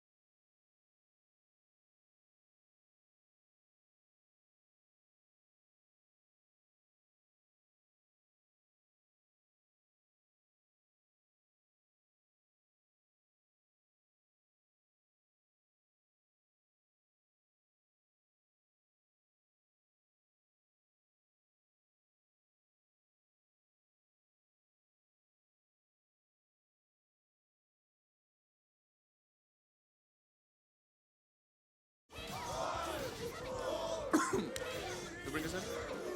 On you. Hey, welcome back to VSFighting XIII. I'm Max Verstappen, joined by Right, so and this is Under Night Top 8. Let's go! we are just about to begin our winners finals. Rex, I think move over this way so the crowd. All right. That's fine. My standing, I made it move. I'm sorry, guys. I've been a bit hyped trying to hype up the crowd during the break. We've been going through some little practices and stuff. They were chanting for Max Verstappen. I love this crowd out here on Birmingham. It's great. Y'all are great. Thank you so much. We love you, Uni. We love you all. And now we got some killer games going on right now. Absolutely. This is It's the winners finals coming up. Winners finals. Nafar Ram up against Nefros. This is big. This is big. This I is think. huge. A run back from outplayed of just gone. It was a surprise upset. First to two that was. And Nefros got sent him to lose as an outplay because of Ram. Yep. Nefros kind of locked in. So ended up winning the whole bracket, but that's. I mean, that's just him, bro. God like loses run. But Ram, leader of the anti-Line Doc, bro. Man has been grinding this character's interactions, trying to make Mika work. And you know, Ram, he loves his Mika, bro. You've been running color 17 as well, man. Like, no color 1 buff? Actually crazy, but this side of the setup right now, we might see a button check. Oh, it's Nefros. We expect a button check. But let's take a look at the bracket right now. Winners finals right now. Nefros up against Ram. Winners takes on to grand finals for that AWT spot for the finals over in Seoul, South Korea. And that loser's side, as you can see, Kane against Teeps, and then Ranali against Dr. K. So a British affair between Ranali and Dr. K.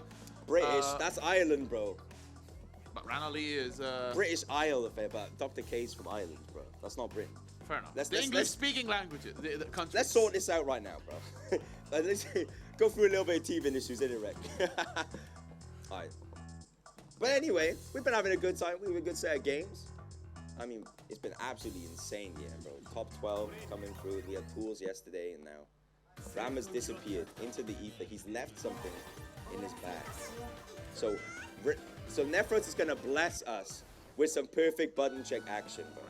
And he will get the chance to also do the combos, which Ram himself says to not let him do. So, Ram, you better hurry up, bro. He's getting warmed up. wait, is he playing on Mika? He's He's playing on Mika. No, actually. he's got to set up the situation. Oh, damn, he's practicing crowd shield. Oh, Ram, you got to hurry up, bro. Nefros getting warmed up for this first of 3 winners finals. Yep. Of course, as we said, the winner makes it to grand finals on the winner's side. So much of a good position to be in grand finals on the winner's side. You have the loss advantage. Of course, you can lose one set, trying to adapt to your opponent. The player from loser's side cannot lose anymore. And I do feel, of course, Nefros is the big favorite of this event. But Ram, of course, very, very strong player. One of the top in the region as well. So this is not going to be an easy task for Nefros. And as you said as well, outplayed this year. The biggest upset of the bracket was Nefros starting top 8 from the loser's bracket, but it looks like this is about to start. Winners, finals. Oh my god. All right, so while we have the button check, crowd, if you want to see Ram, let's hear it for Ram. Damn. But if you want Nefros, he got 2nd place last year. If you want him on the grand finals winners side, I need to hear it for Nefros. Damn, big disparity. Come on, boys, I told you the chant. All right. These are good Hey. students. Well, let's see the masters at work. The button check seems to be concluded, and we should be starting our winners finals momentarily. Still first to 3 as all of this top 8, but the stakes are rocket high, Insane. sky high. Sky high, bro. Because even if you win, I mean, if you lose, winners, you're gonna. So this is a money match, essentially. Pretty much. You're guaranteed top 2 at this, but 2nd place is still worth nothing. Nefros knows the pain of getting 2nd, especially at VSF as well, and he does not want a repeat of that. He is focused, he is locked in, and I'm sure that he is banking all of himself on this victory. And here we go, winners finals versus Fighting 13. Crowd, make some noise as Nefros goes crazy for Nefros. He starts the pressure going. Ram has to block the TK Cougar. It's coming up 5C on the JC whip. And Ram gets a 2-up-4. Nice tech from Nefros. The only pressure is going to go in. The Stagger's going crazy right now. Wins the cycle. The JC to kill the Cougar. But Nefros finds the hit. And now it's all on Nefros' side. It felt like Ram was expecting a dash FF, which did not come. There's a throw from Nefros, who has a massive life advantage. There's a throw again, and one last one to seal the deal. Round 1 for Nefros. The throw and Lupin going crazy right now. Nefros starts the round. Helm Breaker going in. The EX Cougar keeping Ram pinned. Has him in trouble trying to open up Nefros right now, but the blocks are going crazy. Nice shield on the Cougar. Takes his turn back, but gets mashed, and Nefros finds the second opportunity here. Ram winning the cycle, however, and it's going crazy right now. Ram should have to take this next scenario with Nefros. He's going to try and get the damage here. Tsuyoki here, CS immediately on. Wake up, good patience from Nefros to not commit to a button. 200 bar available. Ram goes in. Cougar commits to a 2-2, but the back throw from Nefros. Ram takes his turn back immediately. Oh, Tries to cancel God. the DP early, expecting a DP from Nefros after this. He has the patience. It's going crazy right now. Nefros is going to take Ram all the way to the corner. Could spend. We're going to see it IWX. Here we go. Kanagi. Oh, just enough damage, and that is masterfully done. Ridiculous game from Nefros. A big, big statement from the Frenchman. He is not here to mess around. He wants that spot in Grand Finals, and that was lightning fast game 1. Ram didn't even get to he's not play. here to make friends, he's here to win, bro. Real ones know. Anyways, Ram takes his first initiation on the set, bro. By pressing 5A or whatever. Oh, wow, what a back throw. Back throw from Nefros. Stops the pressure going. Ram presses, wins the cycle, but gets caught with the backdash on the 2B. Finds the whip punish as Mika footsies right now. The 5A going crazy, and Ram has all the time in the world. Very good recognition there for the whip punish from Ram, who is now pressuring in the corner. Good tech on the throw. A little bit lucky. Probably was the offender. Good DP though on the JFF. Good block as well on the 2C. And Ram now storming out of the corner. Risky green shield. Oh, and the 2A. Crazy for Ram. Nice block. And Nefros takes his turn back with a 5A after the Mika missile. Very smart. Gonna get a side swap as well. The situation is not looking good for Ram. He has lost the cycle as well, so it's all on Nefros to start the pressure with a backdash, trying to pay out something from Ram. The patience goes crazy. The green shield. He finds the match. He wins the cycle. The side swap. Oh, we're gonna see it, bro. Yeah, it should be enough to kill though. And there's the 360 maximum damage. And there doesn't even need to spend the 200. And that's so much bar built up as well. 150 for both starting off in the second round. And immediately stagger pressure from Ram. Finds a big counter hit. Should be taking us all the way to the corner. And 200 bar max. Doesn't go for IW though. Save it a bit of time, trying to go for a 360 maybe, but Ram takes his turn back now. The grab the 2 of us, but Nefros goes shooting back for a VO straight away. Nice 5C staggers from Nefros. Doesn't want to overcommit. Trying to take the time out. Used to go for the EX Cougar to keep it going. Nefros keeps going. Ram with Celestial though. This could be a big swing. Oh. I just want immediately to build the 200 bars. Spends 200 on the missile and still has 180 to work with. As Ram still with the life fleet, fakes out a missile. Good block! JP whiffed, and now Nefros has all the time in the world to get Ram into the corner. Gonna earn a little bit of bar here. Oh, good patience from Nefros. They're expecting maybe the EXDP. TK Cougar, but now Ram very, very patient. But the cycle still with Nefros. That's a 2-4 grid break, and now Ram has got the pressure going. Could do a ton of damage for Ram now. Nice 2B meaty, but the VO on the cross-up. Ram takes his turn back over the jump. Oh. Damn, straight into IW. This would be massive damage, not enough to kill. Ram has me eaten. Oh, the mash! Not working out for Ram. Nefros takes the round. Oh as my it's goodness. Fun round game 2. Very important round for Ram, this one. It's not set point. It's first to 3, remember. But you don't want to be going 2-0 down against Nefros. Big catch on the 6XB. And now this is the start Ram needs in this third round here in the game. The nice immediate match for the 2C, confirming the Cougar will help Nefros secure the corner position here for Ram. But the cycle is in Ram's favor. EX missile, but Nefros was laughing beforehand. He backs away. The Cougar managing to clip out Ram, but he mashes 5A immediately. The cross up again, and we're gonna see an infinite money glitch. You can see the IW. Wait, you're dead. No, doesn't go for the infinite word. One last touch still. Red Oh, the mid. DP only hits once, and Nephros captures him with the TK. I think went for a TK with the missile, and now Nephros could confirm with the IWEX and kill to take Is the it? game. No, this will not be enough damage. Nefros knows it as well. One last touch. Both players living on Apex. A good shield and a miss. The CS so important there. And Nefros makes the best usage of it yet again. Sniping the red miss, gets the DP, and gets the second game as well. Ram was so close. Might have even gotten the kill with Infinite Words. Did not believe in it at the end and might be Ram's undoing, but hopefully his mental still 100% there as we are going to game number 3 now. Nefros with a commanding 2-0 lead, but it still feels close enough that Ram can do a comeback. Although 3 games straight against Nefros. Very rough, very rough. But obviously, you saw in Nefros' set against Kane, he was using a lot of 2-2, and Kane was getting like hit by the overhead, but Ram was kind of blocking him. So it was on Nefros to like really like change up his pressure, and I think he's worked that out a lot really well. But Ram taking a little breather here. I mean, it's stressful, bro. You're 2 games down. It's got to be a lot of pressure, bro. That spot, like, it's in reach. But you can see the reverse sweep here now for game 3 starting off. But the 6C coming in from Nefros to start the pressure with a jump back away. Unfortunate drop there for Nefros. Ooh, the TK Cougar gets a big counter hit, and Nefros taking Ram all the way to the corner. Has meter, has the cycle as well. Doesn't spend, still a juicy 2.7k damage. Risky green shield, not good broken.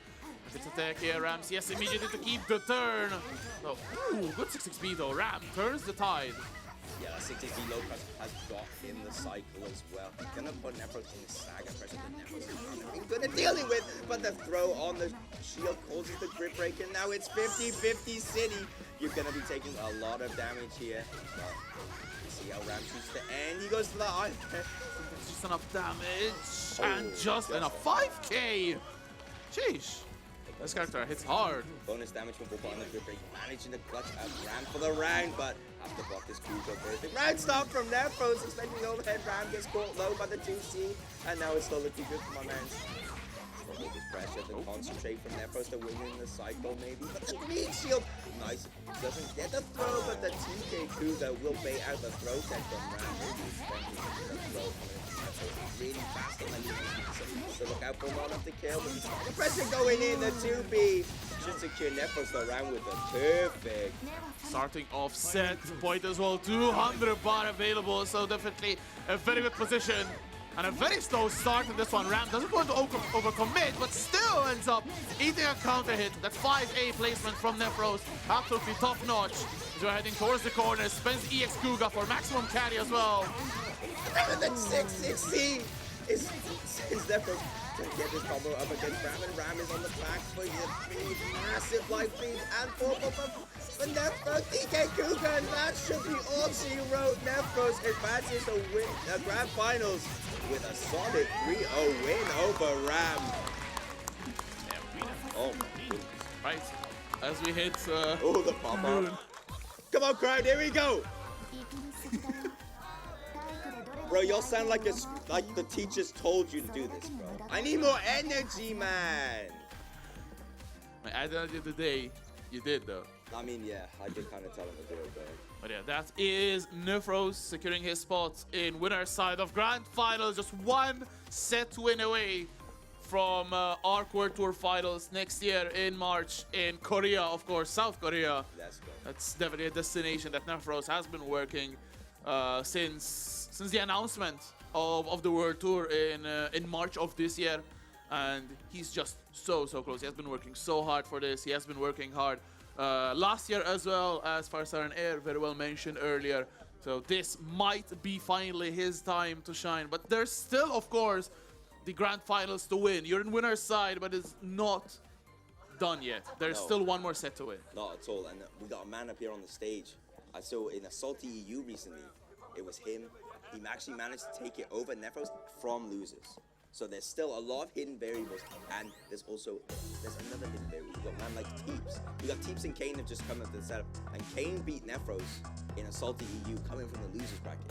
There's so many like matchups that could happen right now as we get close to this losers finals run to try and take on Ram to secure this bracket. But it could be anyone's game. Hilda and Absolutely. Ogre that we got on the screen now from both Teeps and Kane, they're the top class, like creme de la creme really. They're the high quality players that we got in the EU. Like Kane has been like securing these 50-50s all day, but it's actually going to be a really close matchup. I don't know how much Kane has kind of practiced against Ogre. I think Teeps have been playing in a lot of brackets recently as well, so he's a common name. But it's up to them really to kind of clutch up. But it's going to be a good set. I'm looking forward to it. Are you looking forward to it too, crowd, as well? Kane up against Deepa. Losers pause. Winner will face the winner of Rana and Dr. K later on. Yep. Looks like we are heading into the set. Probably a button check. Very good bunch up. But it's first to 3 as well, so Yes. this is going to be a leverage, especially for Teep, to kind of get the reads on. See if he can deal with the Roomba and the 50-50 onslaught that you're going to see from Kane with a lot like EX, Gloom, or even regular Gloom. You know, Kane doesn't like to take his pressure lightly. Yeah, but I feel that while I feel the matchup could be, in terms of matchup knowledge, I feel that Ogre was such a popular character on launch that regardless of when you play, you will know the Ogre matchup roughly. Although a lot of tech has come in the last months, which is making this character stronger and stronger every single day. Like if you watch Foxov or even Teeps himself, like you realize that this character is actually quite nasty when in the right hands. But Kane also plays a very unorthodox Hilda, so very aggressive, always in your face, and very 50-50 unlike players like People Hold, which can be quite defensive, quite strike throw heavy even. So going to be a very interesting set. The first function connects then from Teeps, but unfortunately can't really get a follow-up. Shielding from Kane. There's a TP. Teeps taking his turn back. Nice big counter throw here, the 3C coming in. Kane take the fire, but the Lariat gets clipped out of the way, and the VO from Kane has the move up, and it goes the wrong way. The JC quick break coming in from Teeps, and now Kane is on the back foot. Anything can happen. You see PBC coming now from Teeps. Keep the pressure going, but the dive kick getting punished from Teeps. The 6 framer from Ogre gonna be good. Here we go, bomb planted now. Oh my god, a mash out though. Kane not willing to just sit there and take the damage. EBN there. Teeps still sitting on cycle. Tries to go for the 2-4 AA. No dice. The spike. Sniping the back dash. There's no more cycle as well for Teeps as Kane secures Vorpal. Switches sides again. One last touch potentially here. Teeps good defense on the low, but the fancy increase. It is an overhead. And that should be the round. Kane. Fantastic comeback for the Hilda. 180, man.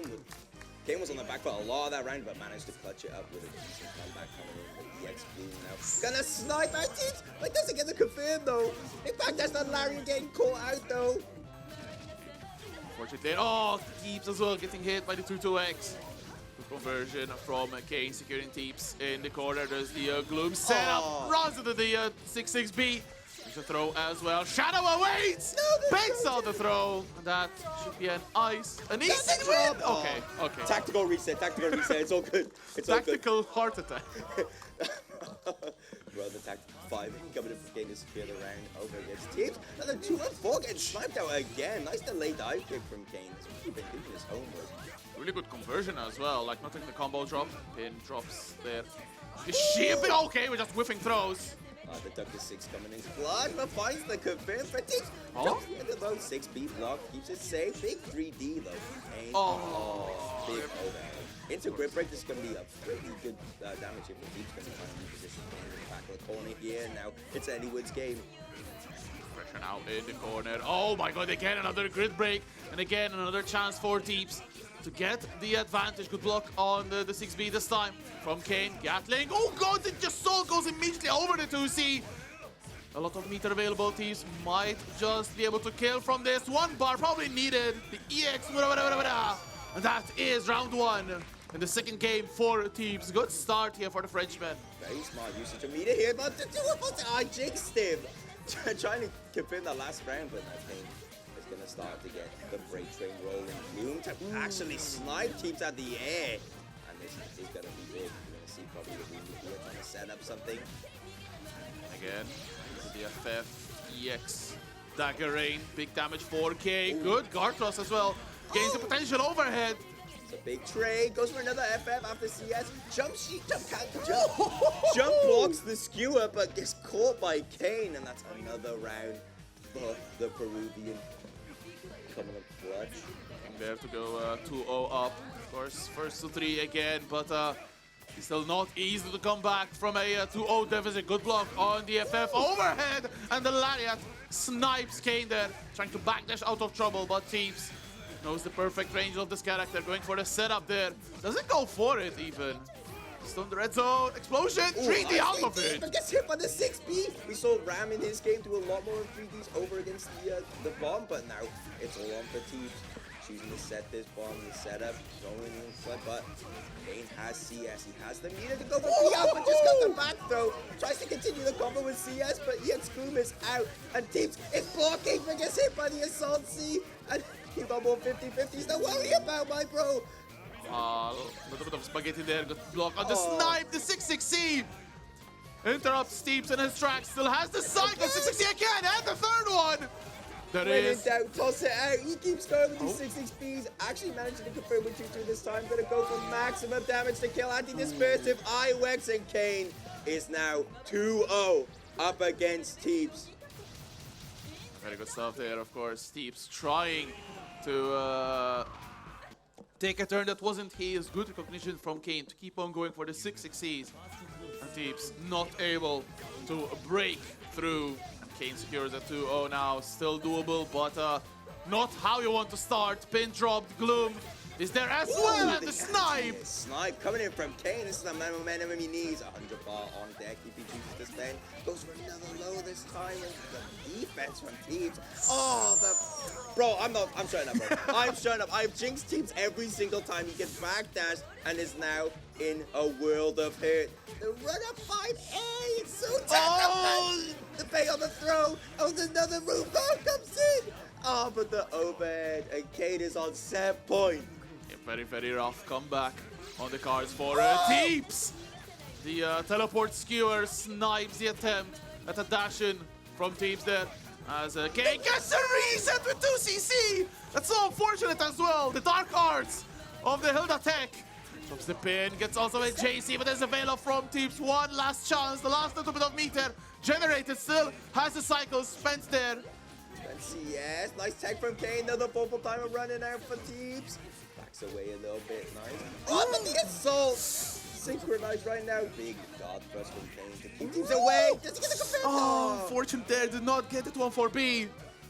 Now it's one last chance, Thieves with no meter. Actually, both players with no meter, but good catch from Kane. Gets the conversion. Not be dead, but still very, very rough. Might even go for a reset, perhaps. AB enter. Gloom set up. Trying to squeeze out as much meter as he can to close this game out for Thieves. Here comes the Shadow Awaits and the TRM to close it out. Unfortunately, Thieves is sent home by Kane. Yep. Solid showing on the over. Just very rough. Couldn't really get his offense going. And Kane kind of managed a lot of the bomb setups that we saw, especially with the defense, but gonna desync the pads like every old good player should. Shoutouts in the crowd for some desync pads. Let me hear it, boys. I give Thieves a round of applause as well. Man, play this hard out for you guys. Thieves. Definitely not the last that we will see of Thieves in this Arc World Tour. Of course, UFA in just less than a month. Like it's crazy because before I flew here, of course, it was more than a month, but now it's past the date. It's coming up, of course. Time comes for us all. It's just an event. And you'll see him Sunday as well. He signed up for Multi-Blood Type Lumen, a run by Fight Night here at VSF 13, bro. It's actually crazy. Speaking of UFA, Thieves has won Multi-Blood Type Lumen at UFA 3 years straight. Bro, did you see that last year? Him versus the Selly, bro? Oh my goodness. Peak Dante versus Kohaku. Yeah, I had to remember. I'm pretty sure he plays it. It's just, I get Kohaku and Nisui mixed up. Kind of like how I get Dr. K and Red Slasher mixed up. Don't ask me why. Don't ask me why. I mean, here's a tip. Dr. K is here, so Slasher isn't. So, I think he's with us. He's with us in our hearts, bro. Shout out Absolutely. Dr. K, shout out Red Slasher. But shout outs to all the Irish C. Shout outs to all Uni as well. And shout out to you in the attendance. chat. And you in the crowd here. Let's go. Under night 2 here, VSFighting XIII. It's losers quarters. And we got Rana up against Dr. K. Rana, unfortunately, dropped out over against Ram with a 3-0, but might see a switch over to the Akatsuki or the Line. I mean, the Akatsuki lost, but it was a good showing, you know. Like one of the best Akatsukis. It was still a good start from both players, and then of course, as I said, goes on. One of them makes the adaptations. The second one might lag a little bit behind, and that's where Ram was able to take it away. But still, exceptional player. One of the few players that could actually defeat Nephros in bracket as well. So definitely props to them. Let's see if Dr. K has what it takes. The red slasher, bro. Let's go. Of course. Right, so expecting, I do feel that Ranali will bring out the Akatsuki again. Of course, the Line arc is in its curtain call. I feel like have seen less and less of the Line come on. Dr. K, meanwhile, very strong on the Uzuki. We saw them eliminate Ryan a little bit ago as well. A very solid set. Is the non-dark over though? Oh, Merkava We as saw well. a very good Merkava from Dr. Okay. K at the team event yesterday. Yes. Over on Nephros' channel, if you catch that, twitch.tv/Nephros, maybe catch the VOD, but that Merkava went crazy. Rana played Akatsuki. I told him to use the rub scutter. But we're gonna see maybe a button check at the match itself. I'm guessing it's a button check, yeah. Rana is on their phone. There's no way this is a real match. But of course, check your buttons if you need. There's a Line on screen. You can expect a button check, to be fair. If you're in Europe. Rana, you got here a combo now. It's a tradition. No, my FF. Bro, Azuki FF is so fun. Right, my man Dementia uses this a lot. FF and it's like cross you up to Sugeki, bro. Bro, I'm getting hit by that every day of the week. We had Kim Precision show up, playing it for the Azuki match as well. I love him drop the team stuff. Yeah, the only character exactly to feature twice as well in this top 8 Uzuki. So definitely had a big glow up in the last patch, which also brought us Ogre earlier in the year. So I'm quite curious as well. The patch is in 3 days, if I'm not mistaken. Exactly, it's on Monday. 2 days. No, 19th, excuse me. It's on Tuesday, so 3 days for the patch, which also bring us Fish Girl. Izumi. But this is about another DLC. Uzuki against Line, Ranali against Dr. K, starting off immediately with some good damage from Ranali. Things are swabbed. Overhead and started off by catching the 3D, no grip break, which unfortunate for the mash out from Dr. K, managing to get a side swap combo here as well. Pretty saucy. Cash out here as well. Of course, that is damage on time. Gets also the jump away. It's a bit rough for Ranali. Dr. K takes the life lead. Another okay. Nice the pressure though from Dr. K. These staggers keeping Rana on their toes. Chain shift after the coffin into the low. Up at the drop. But unfortunate. Still the poison applied though. Big catch. Oh, and the confirm as well with the 2-2-A.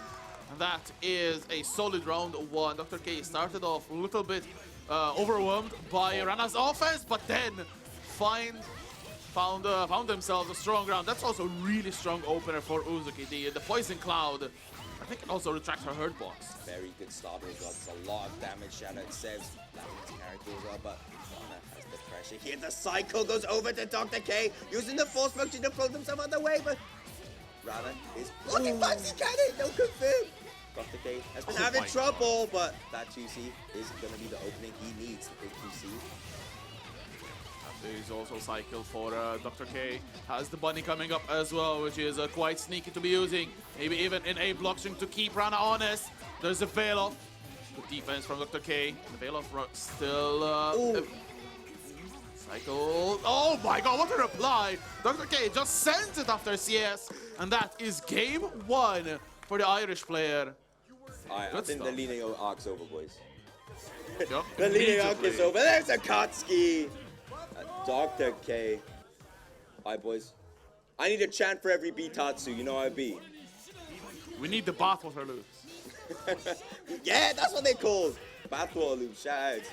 But the jumps have started. Perfect right now. No one. The first opening has been 10 seconds. Nice patience on Rana. A little bit of chip damage goes over the side. Dr. K finds the 2B into the back throw now. Wins the cycle for Rana. The A Tatsu. But the bait on the J6C. Couple of risky green sheets there for Dr. K. Rana not capitalizing, still getting a throw, getting also the second cycle, keeps up the pressure. Another green shield from Dr. K, runs up and baits Velof though. A little bit of nerves maybe on Ranali's side. They grab the plus rims here off the top. Bingo, nice block on the B. Tosuke, on the 2B. Unfortunately did not convert the combo, but still dash 2A. That's a good amount of damage, putting Dr. K in a one last guess for a round, and this should be it. Ranali doesn't even need to spend the bar. The side switch is a little bit scary, but Ranali, of course, expert character pilot. See a lot of Akatsuki action, the 2-2-6C, the round started off. The FF fade away from Dr. K, managing to find the hit with the 2C, and this conversion could be big, a little bit of missed applied as well. It's going to give him a little bit more grid box. Nice. Down as well. Ooh, but there's the wake up DP from Ranali. 2-2 going crazy. Nice block on that partial charge. The Dolphins have come out. Another pressure for Dr. K is keeping Rana. Nice tag. Ooh, the pickup as well. Ridiculous. A little bit too far, unfortunately, but at least Ranali secures the cycle, catches the backdash with the Tatsu, and we are going full screen. Is enough. Oh, nice TK fireball. Should secure Rana the round. The game to tie it up 1-1 with the 2-2-C. The crowd behind Ranali right now. Bro, I love Akatsuki. Like my first few impressions of Uni before I started playing the game, like people are, oh, Under Night Akatsuki's so cool, man. Yeah. Breakthrough. Dyrus, you know. On the FF for Dr. K to go under the fireball. Nice, using the projectile, but the big starter for Ranali is gonna be what they need. Just off! 4.1k damage, and Dr. K in the corner! The TK fireball! That's so much damage, barely saw the round going out. That is another round for Ranali. Definitely the Akatsuki working out. The Akatsuki going crazy. I love how just like, you just take one turn and you just keep going. You just take the momentum, keep going. And that's what Rana is kind of been perfect at. Has the part that just spending nice block on his J6 up from Dr. K. That was a couple of backdashes there from Dr. K, coupled with the throw, costing them the cycle.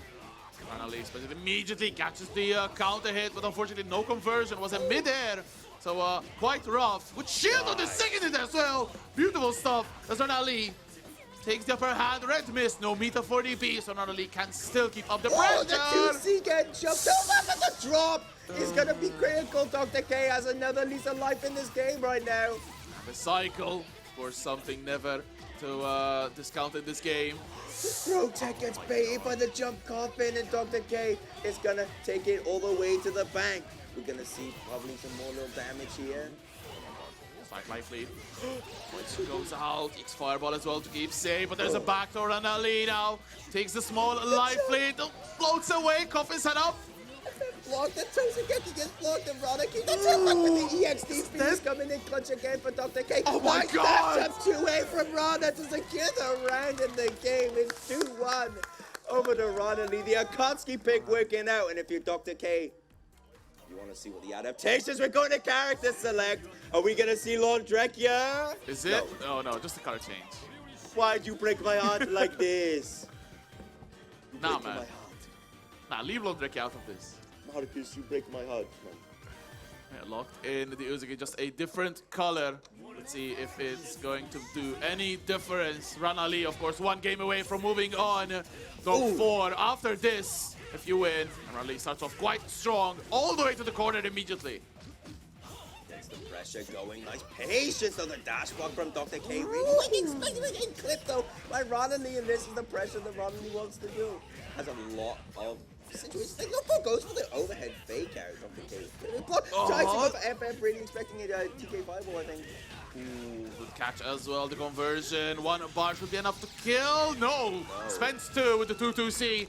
And that set point, Ranali so close and getting into top 4. That top 4 spot is what Rana needs to do to try and make a run back over to fight the winner of the last pool, Kane, but Dr. K ain't gonna make it a cake walk for him.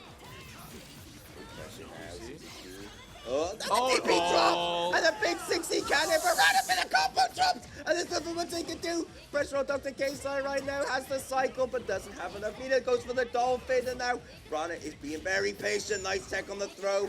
No FF show, but the jump. up, getting clipped by Dr. K, dropping the combo with the 6C, Nice. and that EX Fireball is all Rana needs to start this round moving. Right. Still though, the awakening, Dr. K wakening up in the corner. There's the veil off. The Greece. Oh, The okay. IW is actually crazy. I think I missed it, but from Rana, and Dr. K is going to take it all the way to the corner. Misplanted, going to be a lot more grid on their side. Safe item with the CS. Rana, good patience. No FF has been shoving the green shield at the last minute. Nice snipe from Dr. K. It ain't over till saying Dr. K. You get the pressure going, Coffin, 2C, more plus frames. Good patience up from Rana, as I said, but gets caught. 2C catching the throw tag, and it's all on Dr. K. Gonna see some more miss. Oh, a little bit too early though. There's the Tatsu. Big starter for Ranali. Does not go for a full combo, instead opts for a side switch and corner pressure. Oh, HTP from Dr. K there. Oh, nice. There's the Dolphin though. Regular one, still enough. Hey, Dolphin is kind of crazy. It's really crazy fast, so he's actually trying to approach, and that's exactly what Dr. K needs to secure this game, to make it a 2 to the throw with the bomb bonus damage in its guess for game. The bunny's out. Rana is blocking for the life right now. Oh my god, and then getting hit by the coffin. Unlucky. And we are level 2 games apiece, heading to a game 5 scenario.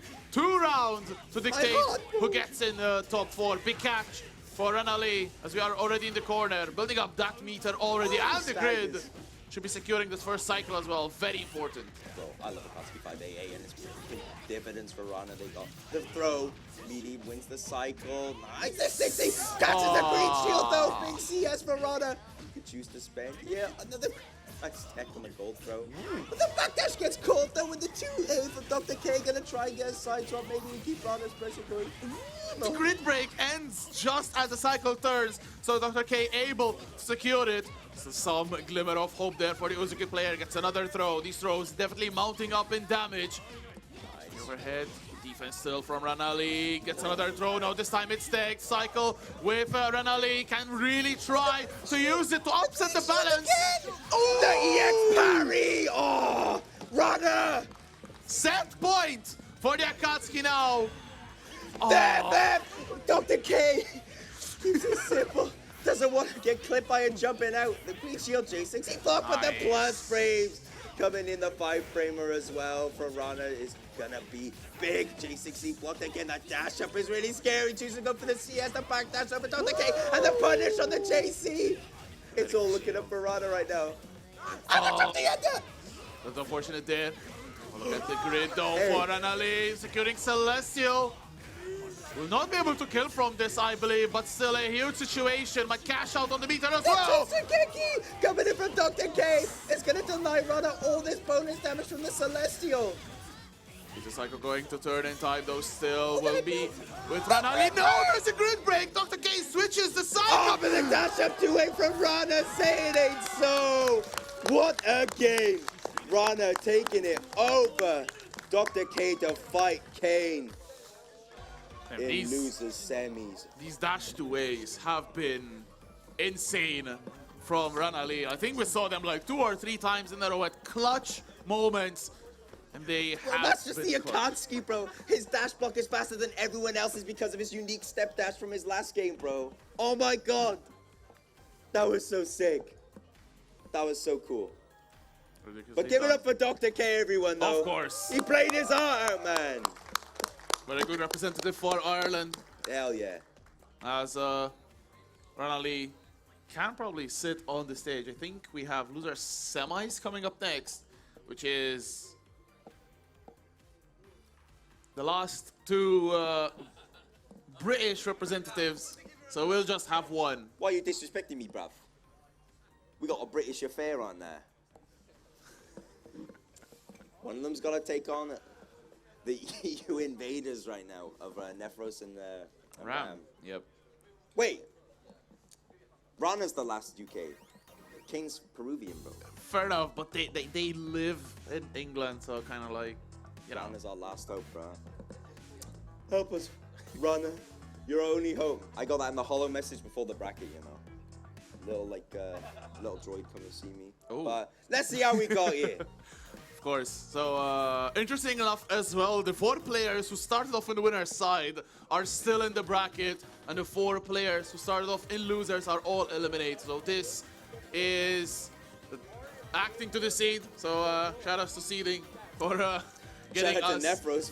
Absolutely. But yeah, speaking of Nephros, he is sitting pretty in winner's side of Grand Finals, waiting for the winner of the losers finals between Ram and the winner of this next set between Kane and Ranali. Of course, so many games in between, I'm sure. Of course, they have shared characters. They have shared, like, when they had the Uzuki phase, both of them, they played a lot and quite active as well in matchmaking. Shout out to matchmaking. Shout out to the Uni server as well.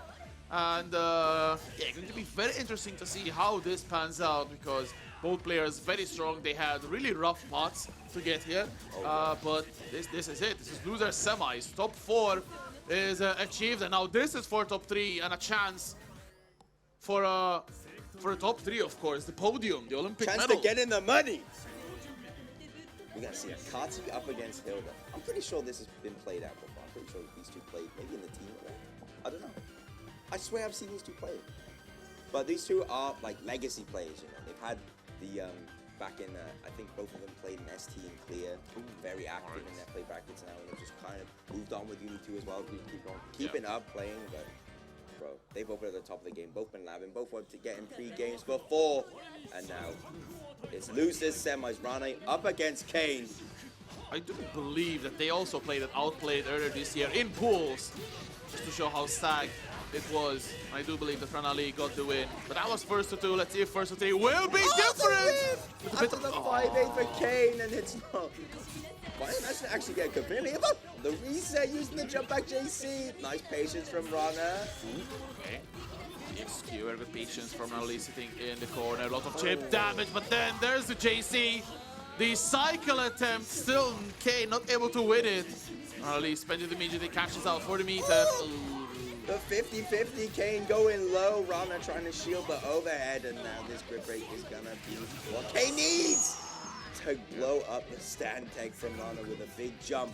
Kane. Plus frame. That was a very weird round start for Kane. Probably expected Rana to do something. Gloom comes back though. Damn, that was a dash up Gloom into block. That was kind of crazy for Kane. Tech from Ranali. He goes for the dash 2 ace. The protagonists of Ranali's run, see Tatsu for the corner carry as well. Especially these 2 A's or 5 A's from Rana of like 5 frames, and they're really fast on the Kane's buttons. Another throw is keeping Kane in the corner. Nice tag, going for the teleport EX skewer to keep him safe. Rana goes for the stagger on the 2A.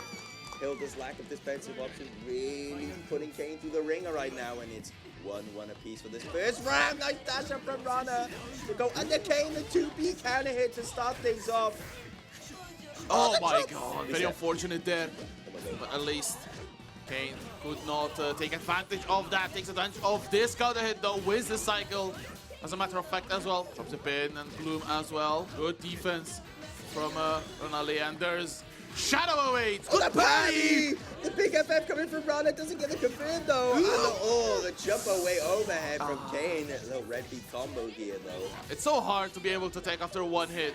Of course, if you press, you might get counter hit. Oh, yes, parry gets baited. Kane going for an EXQ with a punish hit, but Rana's too far away. Nice shield on the anti-hit for Kane. Is going to be big for him. Okay.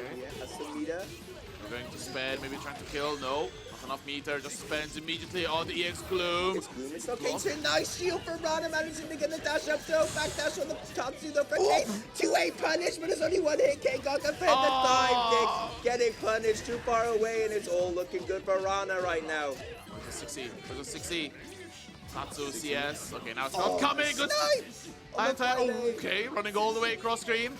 Dashing in. Oh, DRM. No, it's a go. Yes, Tatsu. Has CS available? Yes! IW to secure Rana the first game. Let's go. The crowd will say That was IW. so smart for Ranali as well. Realized they were going to build a 100 bar, so dashed into the CVO, able to get the kill and starting off as well with the Spartan kick, sending Kane all the way to the corner. Ooh! Nice TK fireball from Rana to start things off here in this round. Kane on the back foot once again. Nice tech though. Oh, the 5A punishing. Oh, look the unfortunate there. Cannot block. Ooh. Double overhead. Okay, Kane for a nice bag of secrets right now. Trying to get Rana back in this corner. No. Shadow away to Kane, the Roomba. The big button. The green shield. Kane running in for a throw, but the tech coming in for Rana plus rims on Kane's side. Another Shadow Awaits with the double jump. Getting sniped out from Rana. Nice attempt to get away from Shadow Awaits, but Kane wins the cycle. He's going to put him in the boom down. Nice Kane. Just go for gold throw, but Rana, his dash up's going crazy right now. 5 feet. On the dive kick on the throw. He's going to secure Kane. The rest doesn't drop. Okay, JC. 5 days. Oh no, the entire no entire yet for Ranali. Kane trying to play it safe. Good block on the 2x as well. Yes, no! Who catches Kane jumping, and Rana can confirm here to take the round. Only needs one more hit. Oh, the trap! The Theo Venom! for Kane is going to be EX Gloom. Keeps Rana pinned in the low. Oh, that was too close for comfort. That was very panicating for Kane. Getting caught jumping at the 2-on-4C. They had to do nothing there, just block. But of course, the nerves. This is loser semis after all. And on the 5A though from Kane after the shield is going to be what he needs. Rana keeping the pressure going, and Kane managed to find his way out. The FF. That was crazy. I've never seen that interaction before.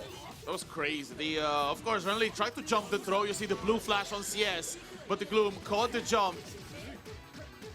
Pressure now from Kane trying to keep Rana. The patience has been immaculate this entire set. Another Gloom. Oh, tries to cover his advance with it though. Really expecting Rana to keep the pressure going. Another Gloom out. Ooh, the concentrate barely gives a cycle to Kane, who has immediately spent all the meter. Guard thrust getting a hit a couple of times by the Gloom. Very rough situation for Ranali. And shield goes for J6C, but catches the green shield, and now it's all looking dire for Kane with the cycle, but not enough to punish the backdash. Gonna keep it safe in the EX fireball. Nice strike throw now from Rana in his law. Looking good for Kane. Tries to jump out, but the J6C. These drops are killing me, bro. Risky shield as well from Kane. Finds the cycle as well with that shield and able to get the punish. Finally, 2 very long rounds. Kane is not able to close it out, and that might come back to haunt them, as Ranali definitely can't make them regret it. But it's a good start for Kane in this third game. Score is 1-0. Oh, nice catch on the jump, punishing the landing recovery with the 2A, and Kane is gonna take this all the way. Loses the cycle, but the JC, maybe Rana wanted to CS there. It's gonna look good for Kane. Gonna spend Gloom again. Gonna really concentrate, trying to win this next cycle. Another EX Gloom. Kane really wants this cycle. Oh my god, the confirm! Only on 2 hits, but the big FF overhead for Kane. Yep. Catching Rana, crouch blocking, and with bonus damage, might be able to secure a kill. Spike! Yeah, big damage for Kane there. Very smart, getting a perfect as well. Definitely a much more dominant round than those we've seen previously. So maybe Kane is getting more used to the matchup for now, as Kane getting also a big catch. 200 bot available already. Spike down. You see Gloom planning, trying to use it to cover his advance, and Rana, they're gonna have a lot of trouble now to deal with Kane, but using the duo P-Tatsu cannon. Don't confirm, however, big guard thrust coming in for Kane. Nice blocks. He's assaulting and going crazy, but catching the dash up throw with a 2A. Kane secures the cycle here as well.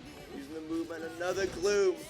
Keeping Kane's advance airtight, and the TRM to take another solid 2-1 lead for Kane. 1 game off fighting Ram, and Rana has taken it back to character select. We're gonna commit back on the Line.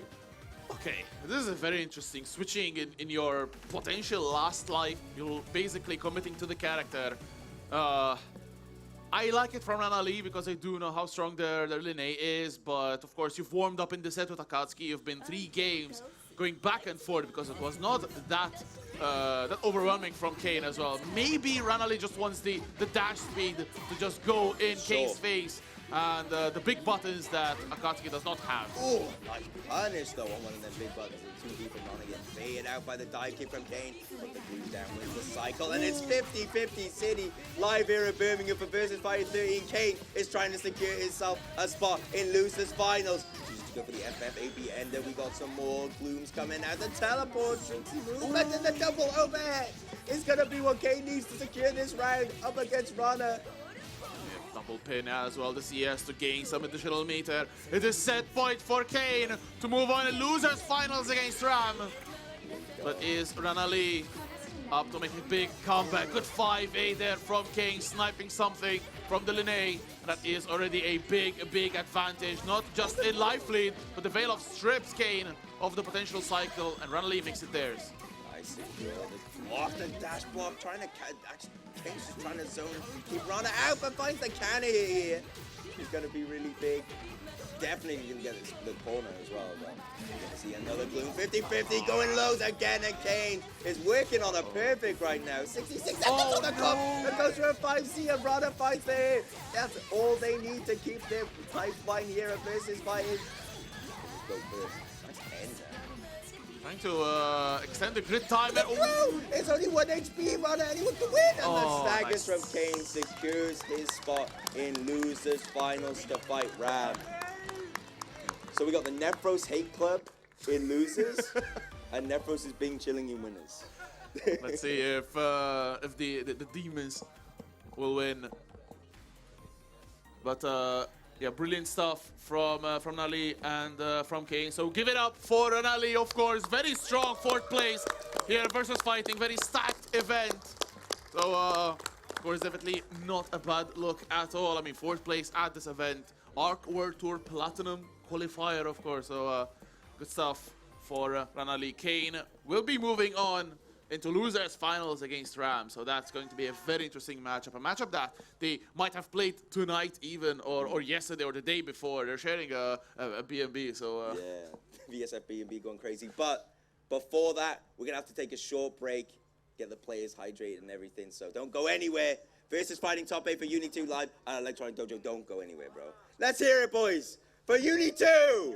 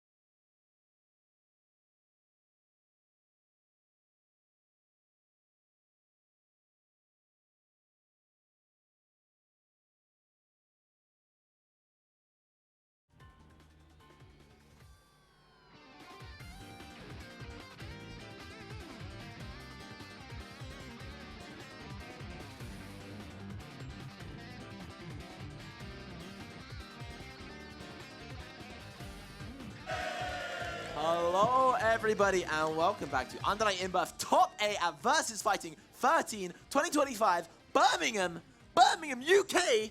And we're here on the wonderful Saturday, ready for our losers final. Everything has led to this moment. There are 3 players remaining for ARC World Tour qualification, the most important prize in the entire Undernight competitive circuit, not including singular tournaments. This is qualification for next year, for your chance to be the 2nd ever Uni 2 ARC World Tour champion, for your chance to be up there with Scenario, who's one of the greatest.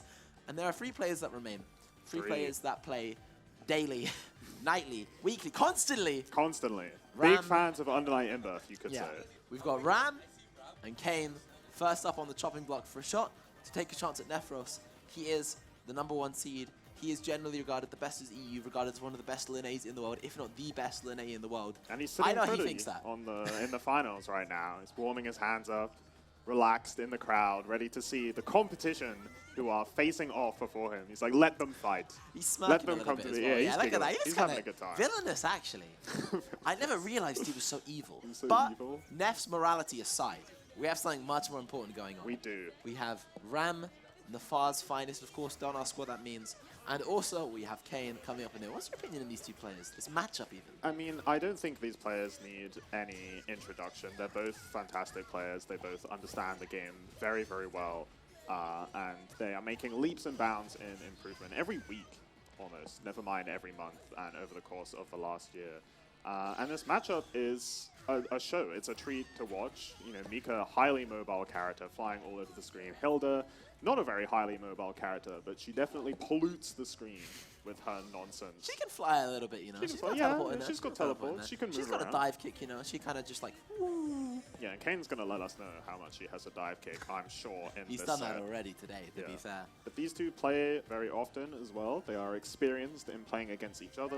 We're going to see a lot of player matchup stuff in this set, I believe. A lot of interactions that maybe you wouldn't see in a regular face-off between these 2 characters, just because the players know each other so well. But you know what I want to see in this matchup? I want to see the crowd make some noise! This is losers finals! And we're getting straight into it. No button checks this time. We've just got Mika pressure straight out of the gate. And Kane with a beautiful anti-air. Oh, but immediately a massive grid break as well from Kane. Celestial Vorpal and an extra 20% damage from the grid break. This combo is really going to hurt. It's the training mode situation. Yeah, immediate shadow awaits that Roomba on the screen, immediately applying the pressure. Here we've got EX Gloom, so many projectiles, pollution indeed. Kane not slowing down on the offensive. A good air hit, he's unable to get a confirm. Very difficult situation, and Ram has managed to weasel his way into this corner position. Get a nice combo going, get some pressure going. Mika's crashing again. Shields represents the dive kick, actually. Oh, Kane is out of there, and the Gloom covers his escape. What a dastardly way to get out of the corner and to take the first round in this set. Kane not slowing down. We've got an immediate 2A start off the dash block. See him set up a Gloom here right now. Goes for the increased overhead. Beautiful block from Ram, but he's then caught trying to jump towards Kane. Another Gloom gets set up. Ram with some very strong blocks. However, he's building a little bit of Vorpal now, trying to bide his time, be a bit patient and wait for that next cycle, but instead he gets clipped before it can come through. This is really going to hurt, and Kane's working on a perfect. Yeah, so much damage here. This matchup is really a war on Ram's patience. How can he weather the storm of Hilda? And just like that, you need to pick the right moment, the right opportunity to dash forth and contest Hilda in the neutral. Ram showing he has the opportunity to do that. He knows when to swing, but Kane tossing him back into the corner. The teleport. Ram with the JA. He finds it, doesn't get a full confirm. Kane bursting out of there with the dive kick. What an explosive first game. Very a difficult situation for Mika to do with comebacks. Is that Mika's such an explosive character that she kind of wins by taking a lot of big risks and big swings. And now she's in a situation where the Mika has to be passive, but the Hilda can do whatever he wants on defense. Yes. However, this round is looking like a bit of a different story. Ram is starting us off with a nice combo, corner position, a little bit of concentration, and another big counter.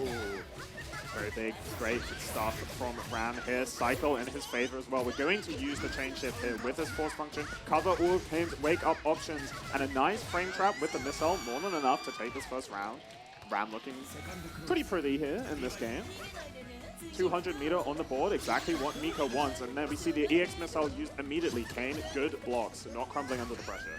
Command grab is going to come out. He's going to top the sides of Kane, then start taking him towards the corner. Mika's missile so beautiful in this combo, ending with a tornado and the string afterwards. Pressure here now when Mika shines is in this corner, but Kane knowing exactly that, bail off the Hilda Classic into the EX Gloom. Get a nice little knockdown here, get that Gloom set up, and looking to win the cycle. Ram knows it, goes for that shield, and Kane happy to call it out with that empty Assault 2A. Needs to be very nice for Kane to be a little bit extra damage. More important, that Gloom setup, and nothing matters. Ram shoves it back in his face. The Theo goes for the EX command grab. Kane, a very nice option to send out the dive kick on the Super Flash. Yeah, nice reactions from Kane. Perfect option chosen to counterplay that move. And here we have the Shadow Awaits, the Roomba, so beloved, covering all of Kane's options in the neutral.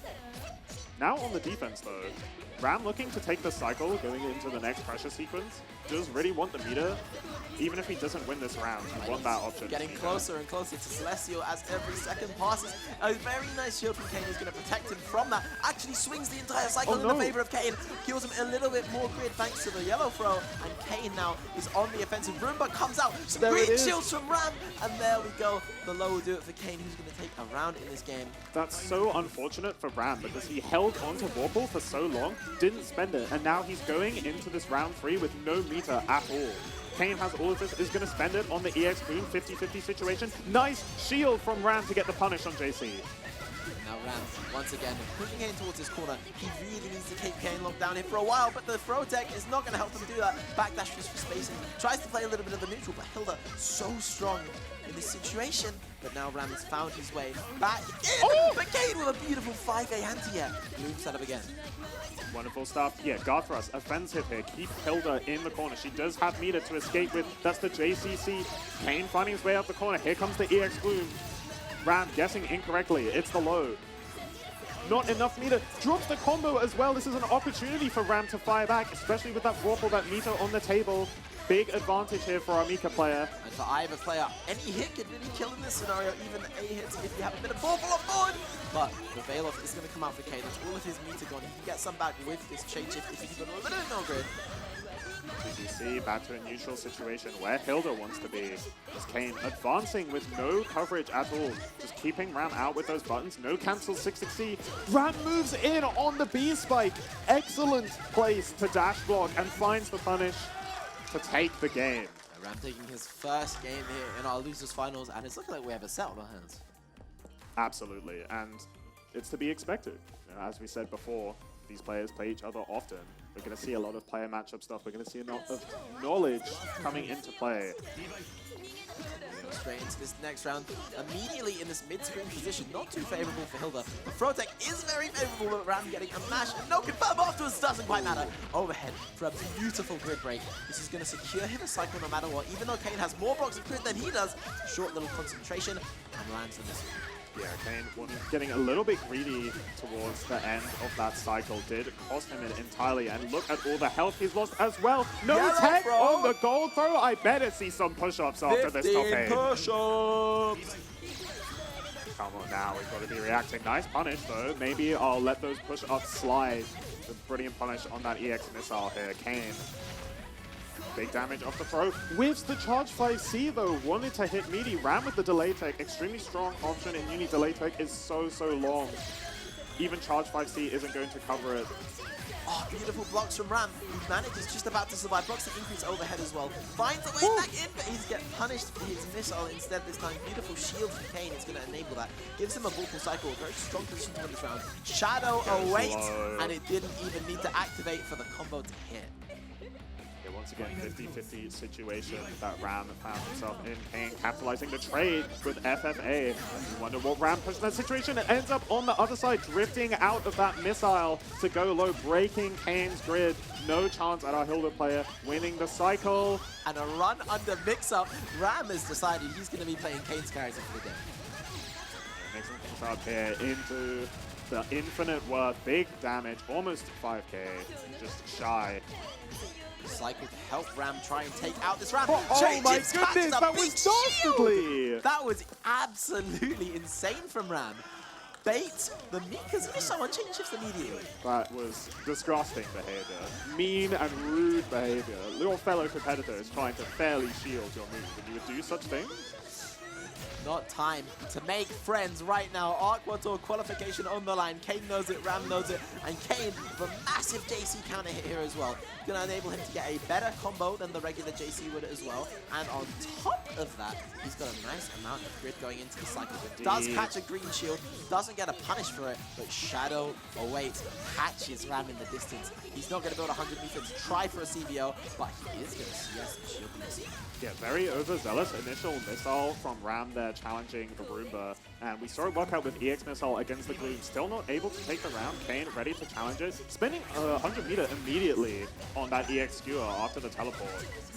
Is now not going to have enough for a mix-up, but in this defensive situation, what is happening? Help me! I need backup! Incredible blocks happening from Kane, that's what's happening. And he gets the CS out, is going for the pressure, but Ram with a jump back air-to-air, and here we go. Mika's getting started in this game right now. Absolutely massive pressure from Ram, who gets the green shield punish. Thank you, Uni 2, for having such a unique system mechanic like that. Oh It's my so goodness, hype. the perfect as well coming out there from Ram. Complete turnaround from the previous round. Speaking of turnarounds, Kane hardly walks back, no hesitation, slams that 3C, snipes around out of the air, and now in a 50-50 situation. This is where Hilda likes to be. Look at all that meter on the table.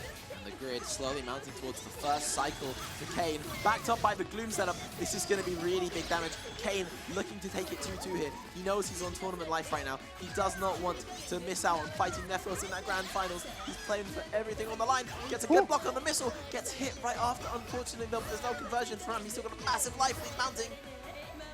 Oh my goodness, 5BP whiffs! Ram abusing Nika's incredible walkback speed here to find the punish. Now in the corner, still got a lot of life to chew through, but the grid break cools out the shield. 13% extra damage on this combo. This one's going to hurt. There's no chance to kill, but now Kane with such a big lead. Godfrey's baited! Godfrey's gets baited, and Ram's gonna do it. Ram's gonna eliminate Kane and make his way to the grand finals. Oh my goodness. What a way to do it as well. In that situation, Kane did not want to hold the mix-up. He had to find a way out. He chose guard thrust, and Ram was ready for it. But everybody, can we please, love for Ram aside, let's make some noise for Kane! Third place at Undenied in Buff 2. There we go. The chants, the hugs. Love to see the camaraderie. Very, very well played from Kane. By no means a bad performance at all. Third place, extremely well played. Really showing the strengths of both Hilda and the work that he has put in to improve in uni over the last year or so since Under Night 2 came out. We got to start the Ram discussion. We do? We have to start the Ram discussion. I mean, third seeded for this event. Generally agreed on as well, but he's so consistent. He is. He's always in this position. You know, on that character as well. I'm not going to say Mika's bad or anything like that, but she doesn't have much of like a history of consistently being represented by a lot of players at the top level. It's true. You know, so we really have to begin this Ram discussion because he gets another chance at Nephros. If I win this, you won't ban me, bro. Oh my goodness. Oh, don't worry. Unicorn politics going on. Yeah, so, you know, Ram is so consistent. He's always in these scenarios. He's always getting his shot at Nephros. But of course, Neph usually comes out on top. And I mean, we know who the favorite is today. We have the underdog coming in. This is as classic as you can get for any esport. You know, we have the favorite for qualification who has the winner's side advantage. He only has to win this first set. Ram has to win this first set and the set that follows. So, you know, there's a big, big safety net here for Nephros, who is arguably the player in this scenario that needs that safety net the least as well. I mean, as we were saying earlier, right, if Neff had it his way, it would be first to 10. And this is kind of as close as it's getting. It's like an evil first to 10. Yeah. An evil first to 6, perhaps. Well, no, it's 2 first to 5, isn't it? Oh, 2 first to 5. Yeah. So Ram's aura farming, so his grand finals is delayed by 5 seconds for the aura farm. Nephros walking in onto the stage. Now we're getting ready to head in to our final game of the night. Of the night. Crowd, can you please make some noise for your grand finals? And I'd like to hear everybody in the crowd right now. If you're supporting Nephros, you know your chant. And if you're supporting Ram, you know your chant. Everybody right now, let us know who you're supporting in this grand final.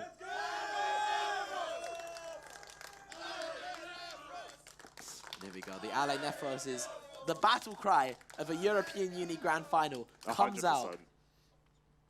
It wouldn't be an E-Uni tournament without it. And I'm very happy to be here to hear it in person. And yeah, second year in a row. Thank you so much, everybody, as well, for attending this event. Thank you so much for playing in the game. Thank you so much for being around, for spectating. I love you guys. Thank you so much. Let's make this one to remember, okay? I want everybody to be loud. Yes. I want this crowd to be very, very loud this whole final, okay? I want to hear how much you love Linné 2C. I want to hear how much you love EX Mika Missile. I want to hear it all. And I want to hear how much you love button checks as well, because you know what we're getting on. Yeah, of course. This matchup, we are no strangers to seeing these two players play, as we said earlier. And once again, here they are facing off in a grand finals at a tournament. This time, though, competing once again, we'll say it, we've said it once, we'll say it 5 billion times, for the ARC World Tour Platinum Qualifier. We have to remember as well, Ram has been still playing, obviously, you know, since that winners finals. So he's had some time to think about this, but he's also had a lot of time to stay raw. Which is definitely going to affect going into these first few games in Nephros. Maybe still needing that warm-up, and also, you know, in terms of adapting, being a little bit behind, because of course Ram has had a lot more to think about than Nephros has in this series. Button check. Nephros special. The Nephros special, the button check. He's our favorite tryhard, guys. He's our favorite tryhard. Of course, you better be trying hard at this point in the tournament. If you are in grand finals and not trying hard, why are you even here? And actually, if you're in grand finals and you haven't been trying hard, you might be too good. Yeah, at that point we might have to ban him. It says a lot about Mosin, I guess. It does. Mosin tried hard. We should have banned him. Let's not get it twisted. Let's not get it twisted. Again, combo checks. Gotta make sure this was nice. Make sure your combo works.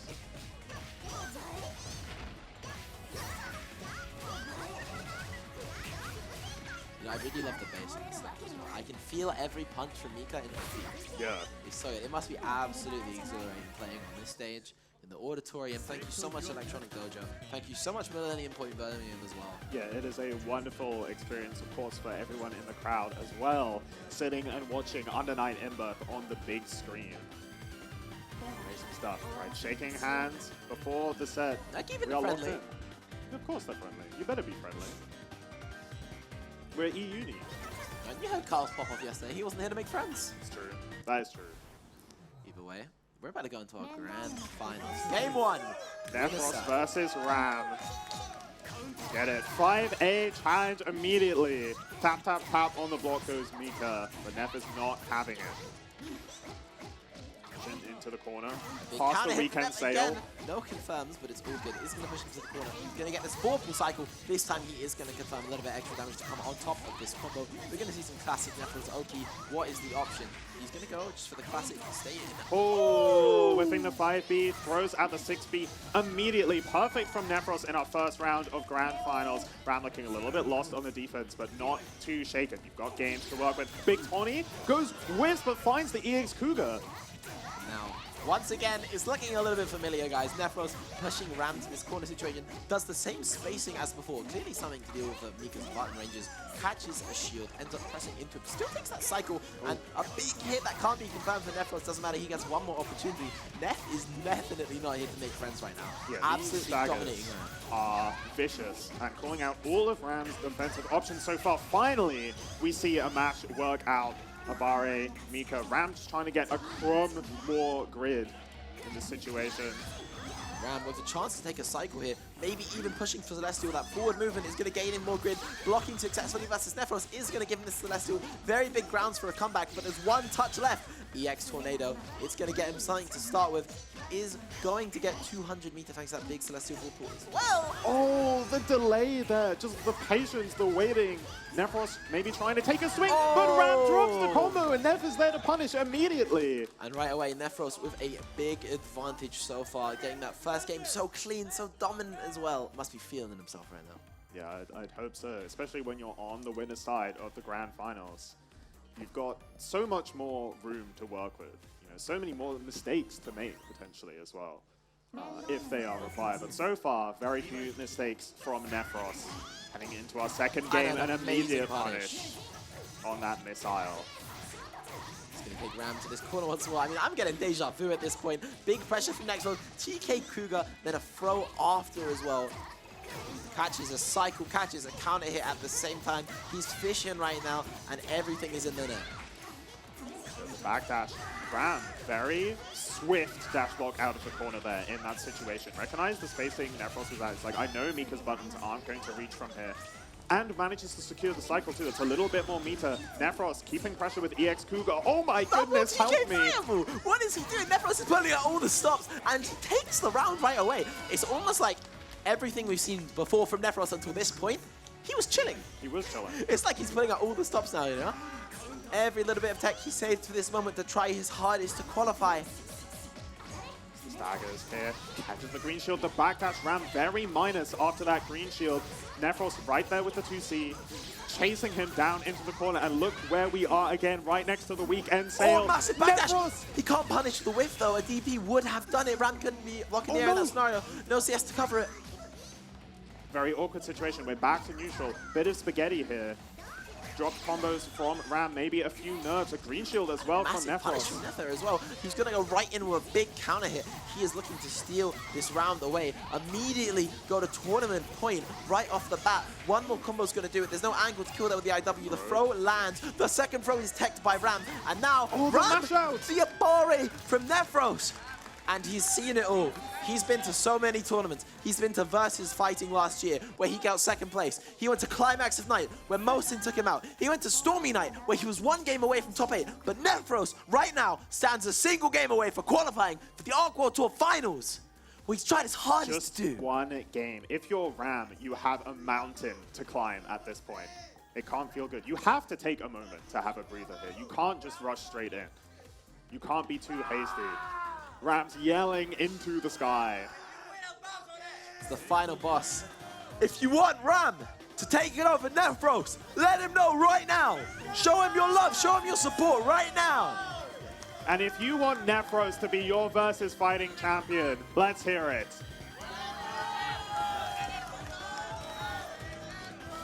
And one last one. If you love Under Night 2, let us know right now.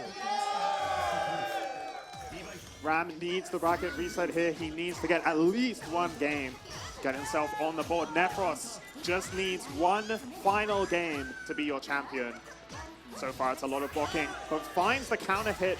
Command throw here, does Ram. Carry to the corner. Now it's him on the offense with the cycle.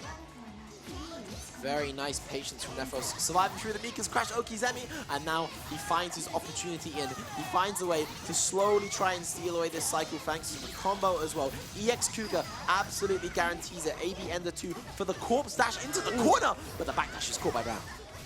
Yeah, amazing anti-air on the backdash coming out from Ram. A little bit of an unfortunate way to end the combo, and Nephros is there. We saw him practicing that shield in training mode earlier before they played. And now it's paying dividends here in our grand finals. Great break throw comes through. EX missile whiff from Ram. And challenges Nephros on the whiff as well. And Ram maybe locking in a little bit here. He's looking for his opportunity to come back to reset this bracket right now. Mika's Tornado's going to help him with that. He's unable to get anything more off of it, but it doesn't matter. A little bit of damage is good for him. He's got a nice Whirlpool lead, gets a big counter hit right now. Starts his offense against Nephros. And it goes for the command grab. Fail off as a response. Spending all of that meter, rushing in with the 6-6 FF. Kanagi! 4.4k for his troubles, and all this cycle 5C, 2C, the old classic Ram core, not blocking low.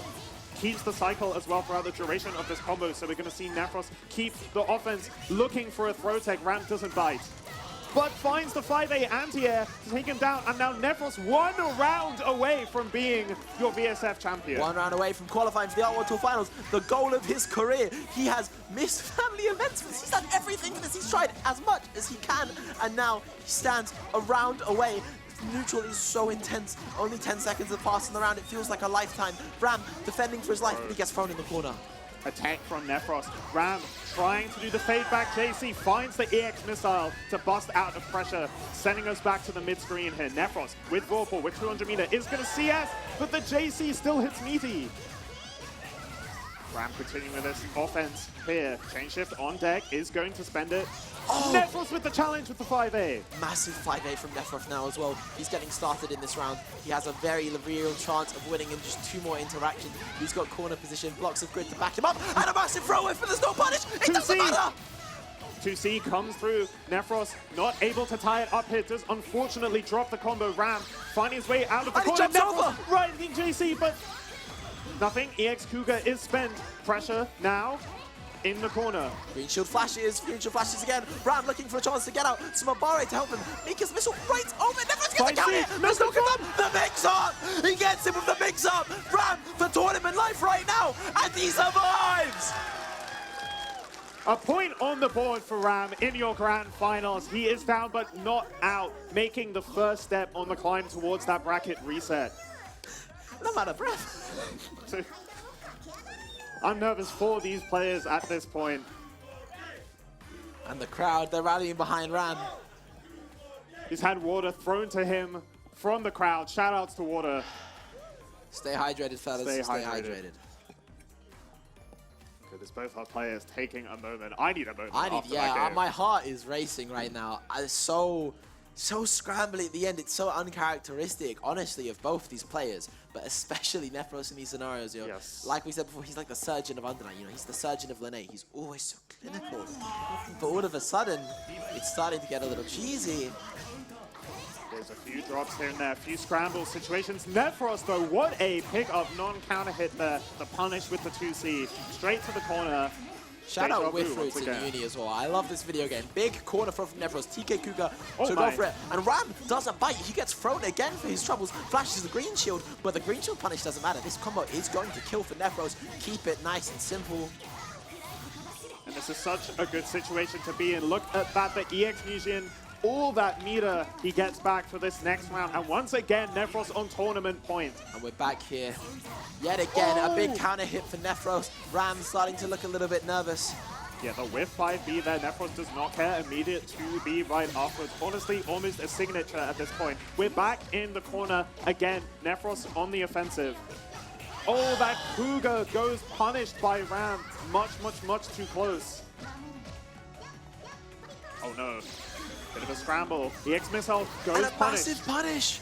This is a really good situation for Nefros now. He's about to win the cycle, 200 meters on board. He's looking at qualification. The green shield flashes, Oh there's no my. punish. Ram surviving by a thread of a nail. And all of a sudden, he's going to shield the JA. Doesn't get a punish off of it. Oh no! Nefros trying to swing after the shield on that EX missile, but Ram comes out on top. Is going to keep this pressure. Has the cycle as well. And the All this VO. meter. Nefros lets Veil off rip. Just one hit will do it for Nefros as long as he confirms right. But Oh my Ram, goodness. an amazing counter hit out of that scenario. Now Nefros losing all of his meter. Ram can't kill in this scenario, but the run under! The run under mix up from Ram. And all of a sudden, Ram is looking in a much better position. Nefros still on tournament point though. It's not over at all by any stretch for Ram. Still a mountain to climb, but it's looking a lot better here. Nefros, maybe some nerves starting to show. Ram finding his way out with the 5B. Has cycle on deck. Will be able to build all that meter that Mika wants so desperately. Now, all of a sudden, Ram looking like he's in the driver's seat of the sea. But oh no! A big whiff! And suddenly the tables have turned backwards in the favor of Nefros. He's not going to be able to steal the cycle from Ram. A stagger, immediate 5A that responds from Nefros, the Abare. Building some more meter here, pushing Ram into the corner. Not too much damage on this combo. Ram does have a lot to work with here if he needs that guard thrust. Vorpal as well after the throw tech. And a massive Nice option with the response. Good stuff here. Nefros, the offensive, finds one throw. One hit away, Another throw. And it's the 5A! Nefros is your Under Night 2 versus Fighting champion! And he finally, through everything, through trials and tribulations, through 30-hour flights to America and midnight food at IHOP, through doing everything he can to travel to every event, going to UFA, going to Stormy Night all the way in Japan, finally qualifies for the Aqua Tour final. Ale Nefros! Ale Nefros! Ale Nefros! Ale An Nefros! absolutely deserved win for Nefros. He has been working so hard. He has been grinding uni for so long, and I have to say, he deserves it so much. I'm so happy to see Nefros get the Arc World Tour spot he deserves. Of course, massively well played to Ram as well. Not in any way a shameful placement. Second place to Nefros, who is an extremely good player. Very well played from Ram. This was a fantastic grand finals. Yeah, Ram has to be one of E-Uni's most consistent players. He is a hard worker, contrary to popular belief, and he gets on our nerves, but he's a lovely guy. Let's make some noise for Ram! And, you know, while we got the mic for a moment, I just want to say a very big thank you to everyone who appeared to this event, everyone who came down. This is our 4th year in a row since coming back from COVID. We've had Undernight here in some way or form. It began with, like, me not getting to play any games in COVID, and I saw VSFighting. I was like, hey, can I bring setups? So I just want to play the game. I just really want to play the game. And now we've been TOing and doing last-minute brackets thanks to literally everyone's help. This is, like, not possible without people like you, without everyone else TOing as well. This is not possible with the amount of community help we get. This is not possible without Shice and Geobreaker, the people that lend us our equipment, that provide it for us. We wouldn't really have been able to run half of the event this was, especially not without the support of Electronic Dojo, Millennium Point. Special shout-outs to Justin Davia. Big shout-out to SPD Design Works taking our photos right now as well. I'm just really grateful for everyone for putting us in a position to run tournaments like this, to put on such a strong Platinum qualifier, to bring something for the community, to bring something for everyone watching at home. So I just want to say thank you guys, because we wouldn't do this if we didn't have everyone in the crowd right now, and everyone who's played, everyone who's helped out, everyone who's shown support in any other way. So thank you so much. Well said, well said. Right, don't get teary-eyed on me now, because we still have some awards to give out. We do have some awards to give out. I believe we will be lining everyone up here. I think I'm doing the announcements. Is this what's happening? Am I, like, doing it into the mic like this? Am I giving them these as well? Yeah. Okay, hold on. Someone's gonna... You might have to hold my medals. This thing on? Oh, yeah, it is. Nice. Hello, everybody. I believe we have a top 8 for Undernight in Buff 2 to announce. Yeah? Do you want to come? Carl's going to hand out the medals, so I'm going to announce everybody. Be gentle with the trophy. Don't drop. Maybe just let Neff pick it up, actually. I don't know if we trust you that much. So we're going to be a little careful here. But, of course, guys, we have to take these. These are in order as well, I believe. Yeah, so 7th, 7th, 5th, 5th. Let's go on. All right, guys. Can our top 8 for Undernight in Buff 2 please walk out onto the stage?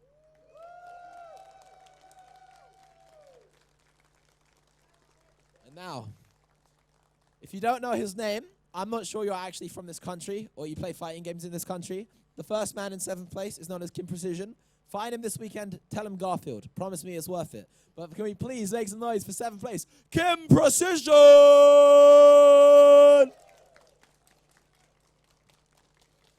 And now, our second 7th placer, the protagonist of European Undernight. You all know who he is. He's a little bit evil sometimes. His name is Ryan! Coming in hot at 5th place. I don't think anyone saw this coming. It is the Azuki terrorists of this bracket, absolutely destroying seeding, making their way through people that I don't think anyone expected them to beat. It is the incredible Dr. K! Following it up, it is our one, our only European Ogre specialist, pushing this DSV character further than anyone else. His name is Teeps!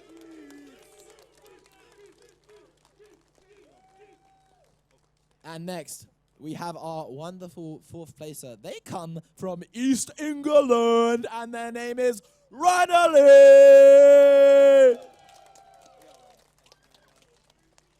And we have the 50-50 from Peru, the one, the only, Kane in 3rd place. And now, he needs no introduction.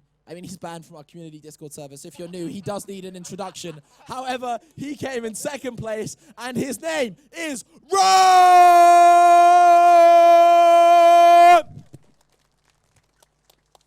Finally, We all know who he is at this point. If you don't, please just Google him. His Wikipedia will come up. He's he's the one, the only. Nephros. He's tried his hardest to qualify. He's done so much. I've watched him do it. I've been there with him a few times. You can see my shaky cam footage of him playing. This guy is incredible. Please make a lot of noise for our first place under night in buff 2, Nephros!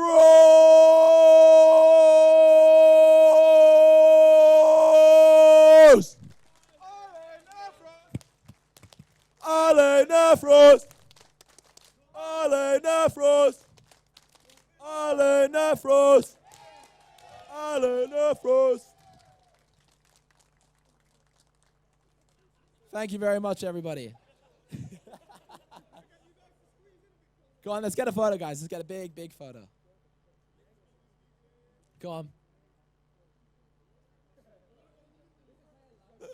Go in like high order.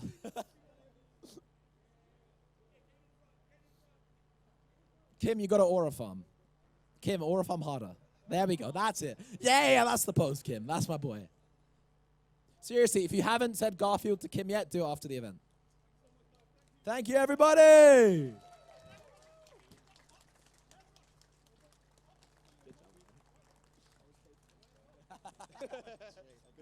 Thank you. Thank you, everybody. We'll see you next year. I love you all.